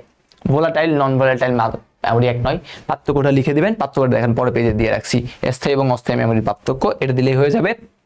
তারপর সেই বিভিন্ন প্রজন্মের প্রোগ্রামিং ভাষা, প্রোগ্রামের ভাষা কাকে বলা হয়, একটা সমস্যা কম্পিউটারের সাথে সমাধান করার জন্য কম্পিউটারকে কিছু ইনস্ট্রাকশন দিতে হয়, সেই ইনস্ট্রাকশন দেওয়ার যে নিয়মাবলী আছে বা সংরক্ষিত যে ভাষা ইউজ করে সেটাকে বলে কম্পিউটারের ভাষা। তাহলে যে বোধগম্য ভাষায় কোনো নির্দিষ্ট সমস্যা সমাধানের জন্য কম্পিউটারের নির্দেশনা প্রদান করা হয় তাকে প্রোগ্রামের ভাষা বলে। প্রোগ্রাম কি, কম্পিউটার মাধ্যমে সমস্যা সমাধানের উদ্দেশ্য কতগুলো নির্দেশের সমষ্টিকে কি বলা হয় প্রোগ্রাম বলা হয়। আর একাধিক প্রোগ্রামের সমষ্টিকে কি বলা হয় সফটওয়্যার বলা হয়ে থাকে। মেশিন ভাষা কি, 0 এবং 1 দ্বারা যে ভাষাটা আমরা লিখি সেটাকে বলা হয় মেশিন ভাষা। মেশিন ভাষাকে অপর নাম কি বলতে পারি, মেশিন ভাষা থাকতে পারে অথবা থাকতে পারে হচ্ছে যান্ত্রিক ভাষা। কি থাকতে পারে ভাইয়া, যান্ত্রিক ভাষা, সেম জিনিস। কম্পিউটার কোড কি, কম্পিউটার কোড মানে তো বুঝতেছি এই 0 1 দ্বারা। অ্যাসেম্বলি ভাষা কি, অ্যাসেম্বলি ভাষা মানেই হচ্ছে মনে রাখবো সাংকেতিক বা নেমোনিক, ঠিক আছে। বিভিন্ন সাংকেতিক বা নেমোনিক আমরা কি করে থাকি ইউজ করে থাকি। পরবর্তী অবজেক্ট ওরিয়েন্টেড প্রোগ্রাম কাকে বলা হয়, অবজেক্ট ওরিয়েন্টেড বা অবজেক্ট বা চিত্রভিত্তিক কমান্ডের সাথে চালিত প্রোগ্রামকে কি বলা হয় অবজেক্ট ওরিয়েন্টেড প্রোগ্রাম বলা হয়। আর স্ট্রাকচার প্রোগ্রাম কি ধাপে ধাপে কি করা হয় সাজানো হয় আর কি, ঠিক আছে। 4GL চতুর্থ প্রজন্মের প্রোগ্রামিং ভাষা, যার উদাহরণ কি হতে পারে, যার উদাহরণ হতে পারে হচ্ছে SQL, ঠিক আছে। তারপর কি হতে পারে ইন্টেলেক্ট, ঠিক আছে। তারপর হচ্ছে ফোকাস, তারপর কি হতে পারে নোম্যাড, এগুলা।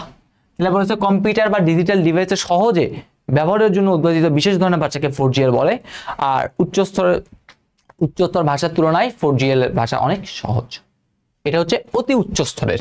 এই ভাষাটা কি ভাইয়া অতি উচ্চ স্তরের ভাষা, ঠিক আছে। আর 5GL কি কৃত্রিম বুদ্ধিমত্তা। তাহলে আর তোমরা প্রত্যেকটা মোটামুটি দেখে নিবা।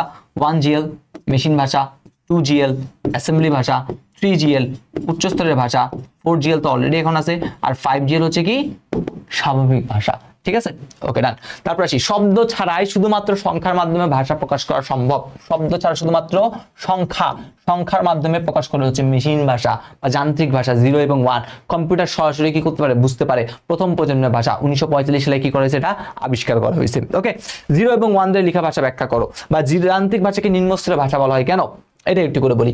এই মেশিন ভাষা হচ্ছে 0 এবং 1 দ্বারা লেখা হয়।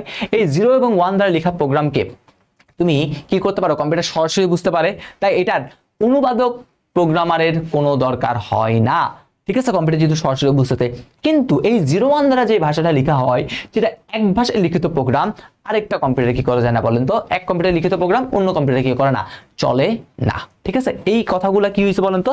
এই কথাগুলো আসলে এইখানে আসে। পরবর্তীটাতে দেখি অ্যাসেম্বলি ভাষা মেশিন ভাষার থেকে উন্নত। এই অ্যাসেম্বলি ভাষাতে আমরা কি করি, বিভিন্ন ধরনের নেমনিক বা সাংকেতিক চিহ্ন কি করে থাকি, ইউজ করে থাকি। তাই এটা মেশিন ভাষা থেকে কি বলেন তো, একটু সহজ। আগে থেকে কি হয়েছে, সহজ হয়েছে।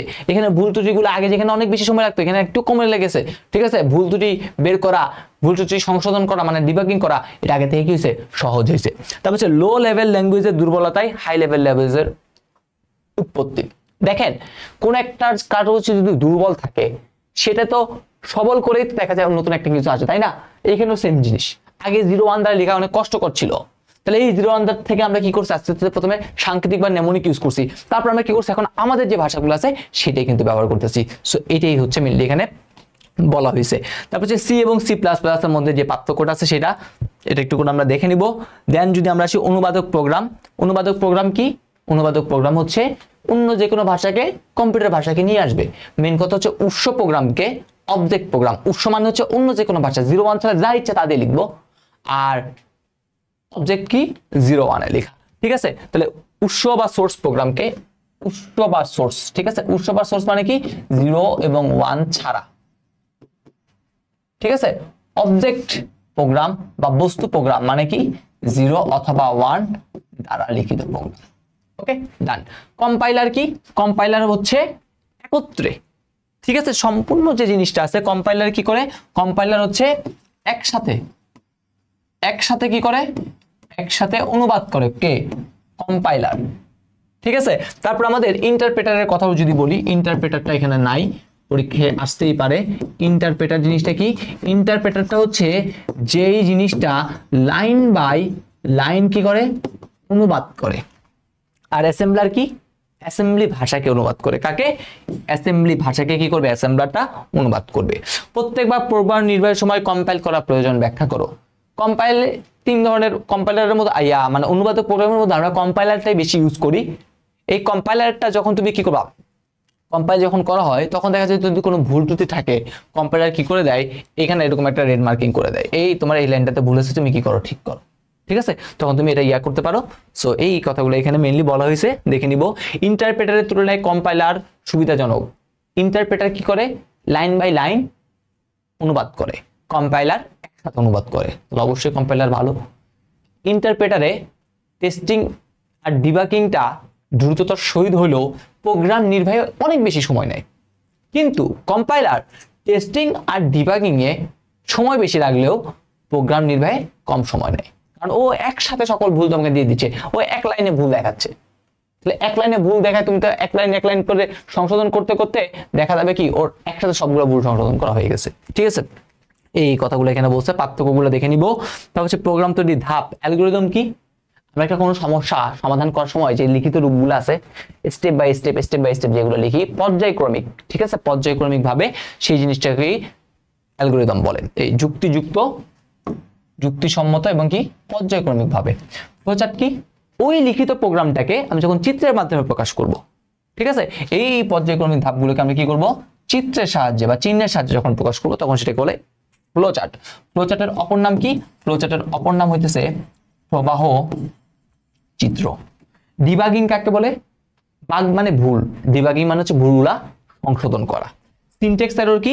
সিনট্যাক্স এরর মানে বোঝা হচ্ছে ব্যাকরণগত ভুল। এই ব্যাকরণগত ভুলের মধ্যে কি থাকতে পারে? বানান ভুল, তারপরে কি থাকতে পারে? ব্র্যাকেট না দেওয়া, তারপরে কি থাকতে পারে? সেমিকোলন না দেওয়া ইত্যাদি থাকতে পারে। ওকে, রান টাইম এরর কি? ফরম্যাট ভুল। যেমন হচ্ছে তুমি কি করলা, তুমি হচ্ছে শূন্য দিয়ে ভাগ করলা, কি করলা, শূন্য দিয়ে ভাগ। শূন্য দিয়ে ভাগ কি করা যায়? ঋণাত্মক সংখ্যার বর্গমূল, এগুলা। ওকে, সুডোকোড কি? সুডোকোড হচ্ছে একটা শব্দ নাম, আলটিমেটলি একটা রাফ, ঠিক আছে, একটা তুমি কি করবা, রাফ করবা, এটাকে বলা হয় সুডো কোড।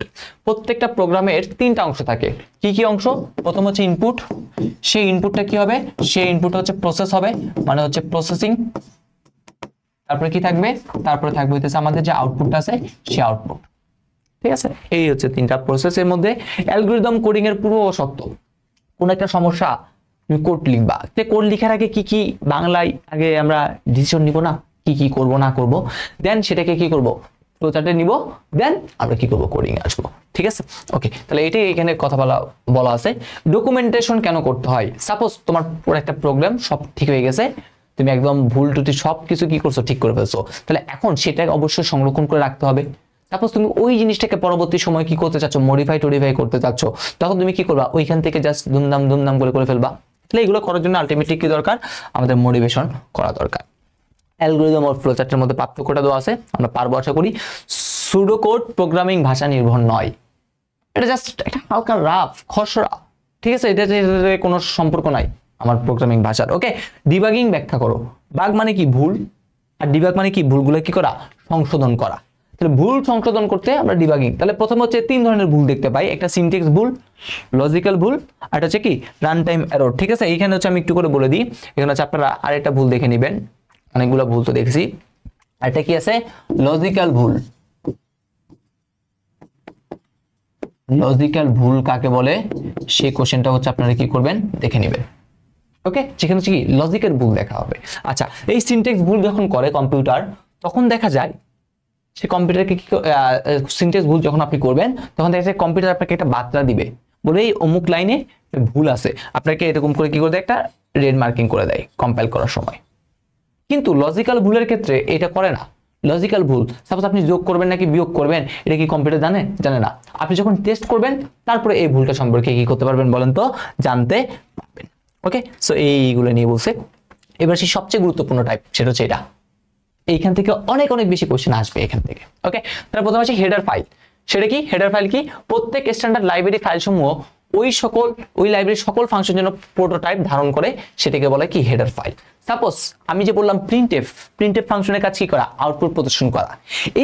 এটা যে আউটপুট প্রদর্শন করবে, এটা কাজ কোথায় বলা আছে, এই stdio.h নামক যে হেডার ফাইলটা আছে সেটাতে বলা আছে। এটাই হচ্ছে হেডার ফাইলের কাজ। ডেটা টাইপ, ডেটার বিভিন্ন ধরনকে কি বলা হয়, ডেটা টাইপ বলা হয়ে থাকে। ওকে, তারপর হচ্ছে ফ্লুয়েড ডেটা টাইপ। ফ্লুয়েড কি করে, ভগ্নাংশ নিয়ে কাজ করে। ফ্লুয়েড কি করে, ভগ্নাংশ নিয়ে কাজ করে। যদি আপনাকে বলতে হচ্ছে int data type, int data type যদি বলতো, তাহলে ইন্ট ডেটা টাইপ কি করে, এই যে ইন্ট ডেটা টাইপটা আছে, এই ইন্টিজার ডেটা টাইপটা কি করে, পূর্ণ সংখ্যা নিয়ে কাজ করে। ফ্লুয়েড কাজ করে কি নিয়ে, ফ্লুয়েড কাজ করে হচ্ছে ভগ্নাংশ বা দশমিক যুক্ত সংখ্যা নিয়ে। ঠিক আছে, আর ও কি করে, ও কাজ করে হচ্ছে ইন্টিজার নিয়ে। ফরম্যাট স্পেসিফায়ার, ফরম্যাট স্পেসিফায়ার তো আমরা জানি, ইন্টিজারের জন্য হচ্ছে কি %d, ফ্লুয়েডের জন্য কত %f, এগুলা। তাহলে ফরম্যাট স্পেসিফায়ার কি, সি প্রোগ্রামে ফরম্যাটেড ভেরিয়েবল মান গ্রহণ বা প্রদর্শনের জন্য সে সকল ক্যারেক্টার সেট বা ক্যারেক্টার গুচ্ছ নিয়ে ফরম্যাট স্পেসিফায়ার বলে। চলক কি, সি ভাষায় যেটা সংরক্ষণ করতে যে নাম ব্যবহার করা হয় সেটাকে আমরা কি বলতে পারি, চলক বলতে পারি। আর ধ্রুবক কি, যেটার মান পরিবর্তন হয় না, অপরিবর্তিত থাকে, সেটাকে বলে ধ্রুবক। এক্সপ্রেশন কি, এক্সপ্রেশন হচ্ছে আমরা বলতে পারি হচ্ছে এরকম a + b, এটা একটা এক্সপ্রেশন বলতে পারি। সি ভাষায় ব্যবহৃত অপারেটর, এইটা হচ্ছে প্লাসটা হচ্ছে অপারেটর, এবং কনস্ট্যান্টের অর্থবোধক ও সামঞ্জস্যপূর্ণ উপস্থাপনকে কি বলা হয়, এক্সপ্রেশন বলা হয়ে থাকে। সংরক্ষিত শব্দ বা কিওয়ার্ড, এটা পরীক্ষা আসছে, মনে করেন অনেক বেশি আসছে। সংরক্ষিত শব্দ অথবা কি কিওয়ার্ড কাকে বলে, ঠিক আছে, কিওয়ার্ড কাকে বলে। তাই সি ভাষায় কিছু শব্দ আছে, সি ভাষায় কি আছে বলুন তো, কিছু শব্দ আছে যে শব্দগুলা নির্দিষ্ট অর্থ বহন করে, সেগুলোকে কি বলে বলেন তো, কিওয়ার্ড বলা হয়ে থাকে। সি কে মধ্যম স্তরের ভাষা কেন বলা হয়, খুব ইম্পর্টেন্ট একটা কোশ্চেন, এটা আসার সম্ভাবনা অনেক বেশি। সি কে কেন মধ্যম স্তরের বলা হয়, সি কে কেন, তারপর আরেকটা দেখবেন সেটা হচ্ছে কি কেস সেনসিটিভ ল্যাঙ্গুয়েজ কেন, সেইটাও হচ্ছে আমাদের আসে। ঠিক আছে, তাহলে কি বললাম, সি কে কেন মধ্যম স্তরের, কারণ সে নিম্ন স্তরের থেকেও কিছু সুবিধা নেয়, আবার উচ্চ স্তর থেকে কিছু সুবিধা নেয়, তাই এটাকে আমরা কি বলি, মধ্যম স্তরের বলে থাকি। ঠিক আছে, এই একই সাথে সে বিট পর্যায়ের প্রোগ্রামিং এর সাথে হার্ডওয়্যার নিয়ন্ত্রণ ও সিস্টেম প্রোগ্রাম ও ব্যবহারকারীর সাথে উচ্চতর প্রোগ্রামের কি করে করে থাকে। সি ভাষায় ফাংশনের হেডার ফাইল বলতে কি বোঝায়, বা সি ভাষায় কেন হেডার ফাইল ব্যবহার করা হয়। ওই যে বললাম, প্রত্যেকটা ফাংশনের কাজগুলা কিছু লাইব্রেরি ফাংশনের কাজগুলো কোথায় বলা আছে, ওই হেডার ফাইলে বলা আছে ওই জিনিসটা। প্রত্যেকটা স্ট্যান্ডার্ড লাইব্রেরি যে ফাইল সমূহ ওই লাইব্রেরি ফাংশনের কি করে প্রোটোটাইপটা কি করে থাকে বলেন তো, ধারণ করে থাকে। ঠিক আছে, এই জন্য এটা ইউজ করতেই হয়। সি প্রোগ্রামে কোন ফাংশন ব্যবহার অত্যাধিক গুরুত্বপূর্ণ, এটা যেটা বলা যায় কথা, এটা বলা কিন্তু সেম কথা। সি ভাষায় অবশ্যই প্রত্যেকটা প্রোগ্রাম লেখার আগে একটা ফাংশন লিখতে হবে, সেই ফাংশনটার নাম কি ভাইয়া, মেইন ফাংশনটা দিতে হবে। ঠিক আছে, এইটা আর ওইটা কি বলেন তো, এই দুইটা হচ্ছে কি সেম জিনিসই কি করে রিপ্রেজেন্ট করে। তাহলে মেইন ফাংশন সি প্রোগ্রামের একটা অপরিহার্য অংশ, এইটাকে ঘিরেই কি হয় সি প্রোগ্রাম আবর্তিত হয়। যে উদ্দেশ্যে প্রোগ্রাম লেখা হয়েছে সেই বিষয়ে সকল নির্দেশনা এই মেইন ফাংশনের ভিতরে আছে আমরা কি করে থাকি, লিখে থাকি। ঠিক আছে, যেমন হচ্ছে যোগ করতে, বিয়োগ করতে, সবকিছু আমরা এখানে লিখি। এই সি ভাষায় অবশ্যই কিছু কোনো ফাংশন থাকুক না থাকুক কি থাকবে, মেইন ফাংশনটা মাস্ট থাকবে। ওকে, তো এই কথাগুলো এখানেও লিখছে। আউটপুট ফাংশন কি, আউটপুট প্রদর্শন করবে। যেমন আমরা প্রিন্টএফ সম্পর্কে জানি, তা আরো কয়েকটা বলি, যেমন হচ্ছে পুটস, যেটা হচ্ছে স্ট্রিং প্রিন্ট করবে, হচ্ছে পুটচার ক্যারেক্টার বা বর্ণ কি করবে সে প্রিন্ট করতে ব্যবহার করা হয়। ইন্টিজারের পরিবর্তে long int, integer long int দুইটাই পূর্ণ সংখ্যার ক্ষেত্রে ব্যবহার করা হয়, কিন্তু ইন্টিজার 4 বাইট পরিমাণ জায়গা দখল করে। ঠিক আছে, ইন্টিজার এখন দুইটাই, যদিও দুইটাই আপনাদের নতুন বইতে এটা হচ্ছে কত 4 বাইট, এটাও 4 বাইট। ঠিক আছে, বাট আগের বইতে ইন্টিজার ছিল হচ্ছে কত 2 বাইট, আর এটা ছিল কত বাইট 4 বাইট। ওকে, সো এটা হচ্ছে দেখতেই পাচ্ছেন আগের কোশ্চেন। আপনি জাস্ট এটাই বলতে পারেন মেমোরি পরিসর বাড়ানোর জন্য এটা আলটিমেটলি করা হয়ে থাকে আর কি। তখন যদি এরকম কোশ্চেন আসে, এটা যদি ডিরেক্ট চলে আসে তখন আপনি এভাবে লিখেন। বাট এমসিকিউতে আসলে ইন্টিজারও হচ্ছে 4 বাইট পরিমাণ জায়গা দখল করে, লং ইন্টও 4 বাইট পরিমাণ জায়গা দখল করে, শুধুমাত্র ডাবলটা 8 বাইট আপনাদের। ঠিক আছে, আর এই ক্যারেক্টার তো 1 বাইট। চলকের নামের পূর্বে আন্ডারস্কোর ব্যবহার করা হয় কেন, এই কোশ্চেনটা পড়ার আগে আপনারা এই কোশ্চেনটা পড়ে ফেলবেন। ঠিক আছে, চলকের নামকরণের কিছু নিয়মাবলী দেখেন, এখানে কিছু নিয়মাবলী আছে। ভেরিয়েবলের নামকরণে অ্যালফাবেটিক ডিজিট আন্ডারস্কোর, আন্ডারস্কোর কোনটা এইটা, এই আন্ডারস্কোর ব্যতীত অন্য কোনো স্পেশাল ক্যারেক্টার ব্যবহার করা যাবে না। ঠিক আছে, অন্য কোনো স্পেশাল ক্যারেক্টার, এই স্পেশাল ক্যারেক্টারের মধ্যে কি কি আছে একটু করে যদি বলি, স্পেশাল ক্যারেক্টারের মধ্যে আছে এরকম এটা, তারপর আমরা বলতে পারি যে হ্যাশ। ঠিক আছে, তারপরে @, এই যে জিনিস এগুলো ব্যবহার করা যাবে না। ঠিক আছে, এগুলো নিষিদ্ধ। তো হচ্ছে নামের মাঝখানে কোনো ফাঁকা রাখতে পারবো না। ঠিক আছে, যেমন হচ্ছে আমি ডিরেক্ট এভাবে দিব, দেখি মাই এম, এটা আপনি দিবেন, এটা দিবেন, কোনো স্পেস থাকবে না। ওকে, তারপর হচ্ছে ডিজিট বা অঙ্ক দিয়ে কোনো কিছু শুরু হবে না। সাপোজ আপনি এই 1 নেম এটা দিতে পারবেন না, এখানে এগুলো দিতে পারবেন না, এটা ট্রু। ঠিক আছে, তারপর হচ্ছে কি কিওয়ার্ড ভেরিয়েবলের হিসেবে ব্যবহার করা যাবে না, যেমন ইন্ট। ঠিক আছে, ইন্ট হচ্ছে একটা ক্যারিওভার, তারপর হচ্ছে ফর, এগুলো ব্যবহার করতে পারবেন না। ঠিক আছে, তারপর হচ্ছে আপনি আন্ডারস্কোর ব্যবহার করতে পারেন, এই যেমন হচ্ছে এই যে মাই আন্ডারস্কোর দিয়ে আপনি নেম লিখতে পারেন, এটাও ট্রু। ঠিক আছে, এটাও ট্রু। আচ্ছা, তারপরটা আসি, সি ভাষা একটা কেস সেনসিটিভ ল্যাঙ্গুয়েজ কেন, এটা অলরেডি বলছি। সিতে শুধুমাত্র ছোট হাতের অক্ষরে কি করা হয় বলেন তো, ইউজ করা হয়। তো এটা হচ্ছে একটা কি কেস সেনসিটিভ ল্যাঙ্গুয়েজ। তারপর হচ্ছে লোকাল ভেরিয়েবল ও গ্লোবাল ভেরিয়েবল। এই লোকাল ভেরিয়েবলটা হচ্ছে কি হয়, ফাংশনের ভিতরে যে ভেরিয়েবল ফাংশনের মধ্যে ঘোষণা করা হয়, ফাংশনের মধ্যে ঘোষণা করে থাকি, সেটা হচ্ছে লোকাল ভেরিয়েবল। ওই আমরা ফাংশনের মেইন ফাংশনের ভিতরে কিছু ভেরিয়েবল ঘোষণা করছি না। আর গ্লোবাল ভেরিয়েবলটা হচ্ছে কি মেইন ফাংশনের উপর আগেই। ঠিক আছে, গ্লোবাল ভেরিয়েবলটা কি, অপরদিকে গ্লোবাল ভেরিয়েবল প্রোগ্রামের শুরুতে অর্থাৎ মেইন ফাংশনের পূর্বে কি করা হয়, ঘোষণা করা হয়। এই লোকাল ভেরিয়েবলটা কি করবে, লোকাল ভেরিয়েবলটা শুধু ওই ফাংশনটার মধ্যেই, মেইন ফাংশনের মধ্যে সীমাবদ্ধ থাকবে। কিন্তু লোকাল ভেরিয়েবলটা কি, লোকাল ভেরিয়েবলটা হচ্ছে সমগ্র। ঠিক আছে, এই গ্লোবাল ভেরিয়েবল যেটা সেটা শুরুতে ঘোষণা করায়, এর মান অস্তিত্ব সম্পূর্ণ প্রোগ্রামে বিদ্যমান থাকে, কিন্তু লোকাল ভ্যালু ওই জাস্ট প্রোগ্রামের মধ্যে সীমাবদ্ধ থাকে। খুব ইম্পর্টেন্ট একটা কোশ্চেন, একটু করে দেখবেন ভালো মতো। এত এবং এত, তাহলে এই যে জিনিসটা আছে না, এটা হচ্ছে নিউ লাইনকে প্রকাশ করে। আমার যে আউটপুটটা আছে সেই আউটপুটে যদি নতুন লাইনে নিতে চাই তাহলে আমাদের এটা বোঝাই। আর সেই আউটপুটটাকে আমি যদি একই কলম বরাবর দেখতে চাই তখন আমাদের দেখা যাচ্ছে এইটা ব্যবহার করা হয়। ঠিক আছে, আউটপুট পরবর্তী লাইনের একই কলম বরাবর দেখতে এটা, আর নতুন লাইনে যাওয়ার জন্য এটা। আর এটা মানে কি, এটা মানে হচ্ছে একটা পরিমাণ দূরত্ব। ঠিক আছে, একটা পরিমাণ দূরত্বে কি করে আউটপুটটা দেখায়। এইটা এবং এতর মধ্যে পার্থক্য যেটা খুব ইম্পর্টেন্ট একটা কোশ্চেন, সেটা হচ্ছে i++ এবং এটা। Suppose i equal to suppose হচ্ছে i না দিয়ে আমি একটু অন্যভাবে দিই। সাপোজ আমাদের বলা হয়েছে এরকম a ইকুয়াল টু বলা হয়েছে 9, b ইকুয়াল টু বলা হয়েছে এরকম ++a। আপনাকে বলতেছে a এর মানটা কত হবে, b এর মানটা কত হবে, সেটা আপনি কি করেন, বের করেন। তাহলে এই কথাটার মানেটা কি সেটা একটু করে বলি। এটা হচ্ছে প্রি ইনক্রিমেন্ট বলা হয়। প্রি ইনক্রিমেন্ট মানে বসার আগেই বাড়ে। আপনি এটা বলবেন প্রি ইনক্রিমেন্ট কি, বসার পূর্বেই বেড়ে যায় এবং পরবর্তীতে আপডেট মান নিয়ে কি করে কাজ করে। তাহলে a এর যে ভ্যালুটা 9 সেটা বসার আগে b তে বসার আগে বেড়ে যায়, কত বাড়বে? 1 বাড়বে। তাহলে b তে বসার আগে 9টা বসার আগে যদি বাড়ে তাহলে 9টা হয়ে যাবে কত বলেন তো? 10। এই যে এখন যে 10 এর মানটা পাইলাম, এই 10 মানটা এখন কি করবে? এটা বসবে, আপডেটেড মান নিয়ে বসে। তাহলে আলটিমেটলি আমাদের যদি এরকম থাকে b প্লাস প্লাস a, এটা যদি থাকে, এটা দুইটা কাজ করে। এক নাম্বার কাজ কি? এই b এর মধ্যে কি বসবে? 1 যোগ হবে। আর দুই নাম্বার কি? এই a এর ভিতরে কোনটা বসবে? b এর যে ভ্যালুটা আছে সেটা বসে যাবে, শেষ। ঠিক আছে, দেখেন b তে কি হয়েছে? a এর সাথে 1 যোগ করে বসেছে, এতে কোনটা বসছে? b এর যে ভ্যালুটা আছে সেটা বসছে। এটা হচ্ছে আমাদের প্রি ইনক্রিমেন্ট।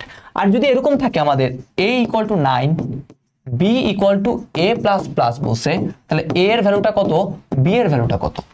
তাহলে এখন আপনি বলেন এই যে a এর মানটা 9, এটা বসার সাথে সাথে হয়ে যাবে b এর মান 9। আর এই যে 9টা তারপরে কি করবে? মান 1 বাড়াবে, করবে 10। তাহলে আলটিমেটলি এই কথাটার মানে হইতেছে এটা এক নাম্বার এরকম, b তে কি বসবে? a এর ভ্যালুটা বসবে। আর দুই নাম্বার হচ্ছে এই b তে কি করবে? a তে a এর মান তারপরে কি করবে? 1 বাড়াবে। প্রথমে আগে b তে a এর মানটা বসে যাবে, তাহলে এটা কি হবে? প্রথমে যেই মান আছে সেই মান নিয়ে বসে দেয়, তারপর 1 যোগ করে মানটা কি করে? প্রতিতে বসায়। ওকে, সো এই কথাগুলো কোথায় বলা আছে ভাইয়া? এই কথাগুলো হচ্ছে আমাদের এইটাতে বলা আছে। ঠিক আছে, এরকম অঙ্ক করে যে মানগুলো দেখাইলাম এইভাবে মানগুলো দেখাবে, তাহলে ভালো। তারপর আছে দেখেন x = y + i ব্যাখ্যা করো। দেখেন y এর সাথে i যোগ করে এই যোগফলটা আমরা x ভ্যারিয়েবলে রাখছি। কি বললাম? y এর সাথে i যোগ করে এই যোগফলটা কোথায় রাখছি? আমরা এই ভ্যারিয়েবলটাতে রাখছি, x নামক ভ্যারিয়েবলে। তাহলে এই যে যোগ করতেছি, যোগ করার জন্য আমরা কোন অপারেটর ব্যবহার করছি? Arithmetic operator. আর যে যোগফলটা x এর ভিতরে রাখছি সেজন্য আমরা কোন অপারেটর ব্যবহার করছি? Assignment operator. শেষ। তারপরে প্রিন্টএফ, এই কথাটার মানে কি? প্রিন্টএফ মানে হচ্ছে একটা আউটপুট স্টেটমেন্ট। তাহলে এটা আউটপুট প্রদর্শন করবে। %d %f, %d দ্বারা বোঝায় যে সংখ্যাটা সে আউটপুট দেখাবে সেটা হচ্ছে একটা ইন্টিজার। %f দ্বারা বোঝায় যে সংখ্যা সে আউটপুট দেখাবে সেটা হচ্ছে একটা ফ্লয়েড। a b, প্রথমে সে a নামে যে ভ্যারিয়েবলটা আছে সেটা আউটপুট দেখাবে হচ্ছে দশমিকে, b নামে যে ভ্যারিয়েবলটা আছে সেটা আউটপুট দেখাবে কোথায়? ফ্লয়েডে। এটাই বুঝতে, আর কিছু বলা নেই।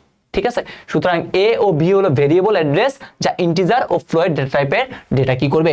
স্ক্রিনে প্রদর্শন করবে। সবচেয়ে বেশি যেটা গুরুত্বপূর্ণ সেটা হচ্ছে এটা scanf কিছু একটা মানে কি?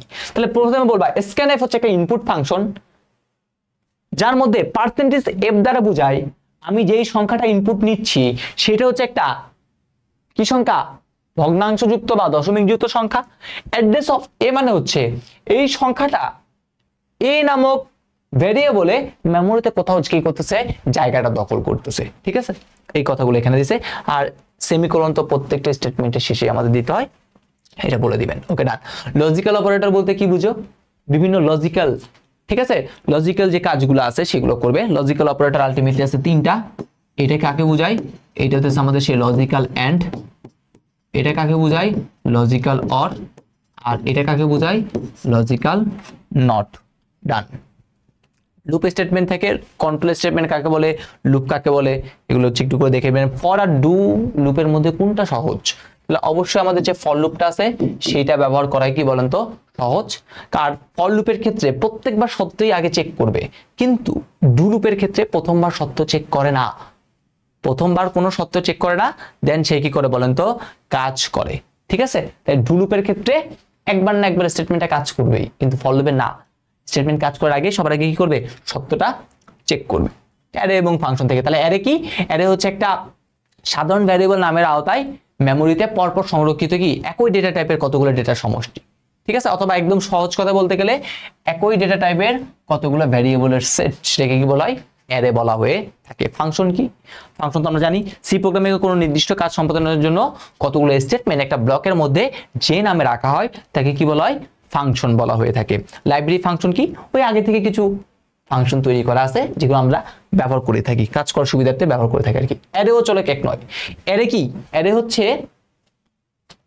সাপোজ যদি দেখেন এরকম যদি একটা লিখলাম ইন্ট এ এত, এটা লিখলাম, এটা হচ্ছে অ্যারে, এইটা মানে বুঝতে এই এ ভেরিয়েবলটা। তো এখানে কি হয় জানেন, এখানে হচ্ছে দেখা যায়, এখানে দেখা যায় এখন পরপর পরপর এরকম কি হয়, এরকম 4টা ঘর হয়ে যায়।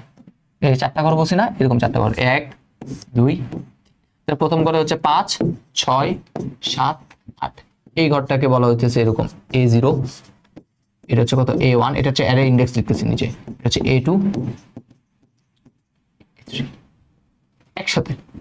তাহলে এটা হচ্ছে একই ডেটা টাইপের জন্য। আর চলকটা কি, সাপোজ যেমন বলছে এটা মানে এ এর ভিতরে কি রাখছেন, জাস্ট 5 কে রাখছেন, ঠিক আছে, এখানে একটা, এখানে অনেকগুলা, এটাই দেখালাম।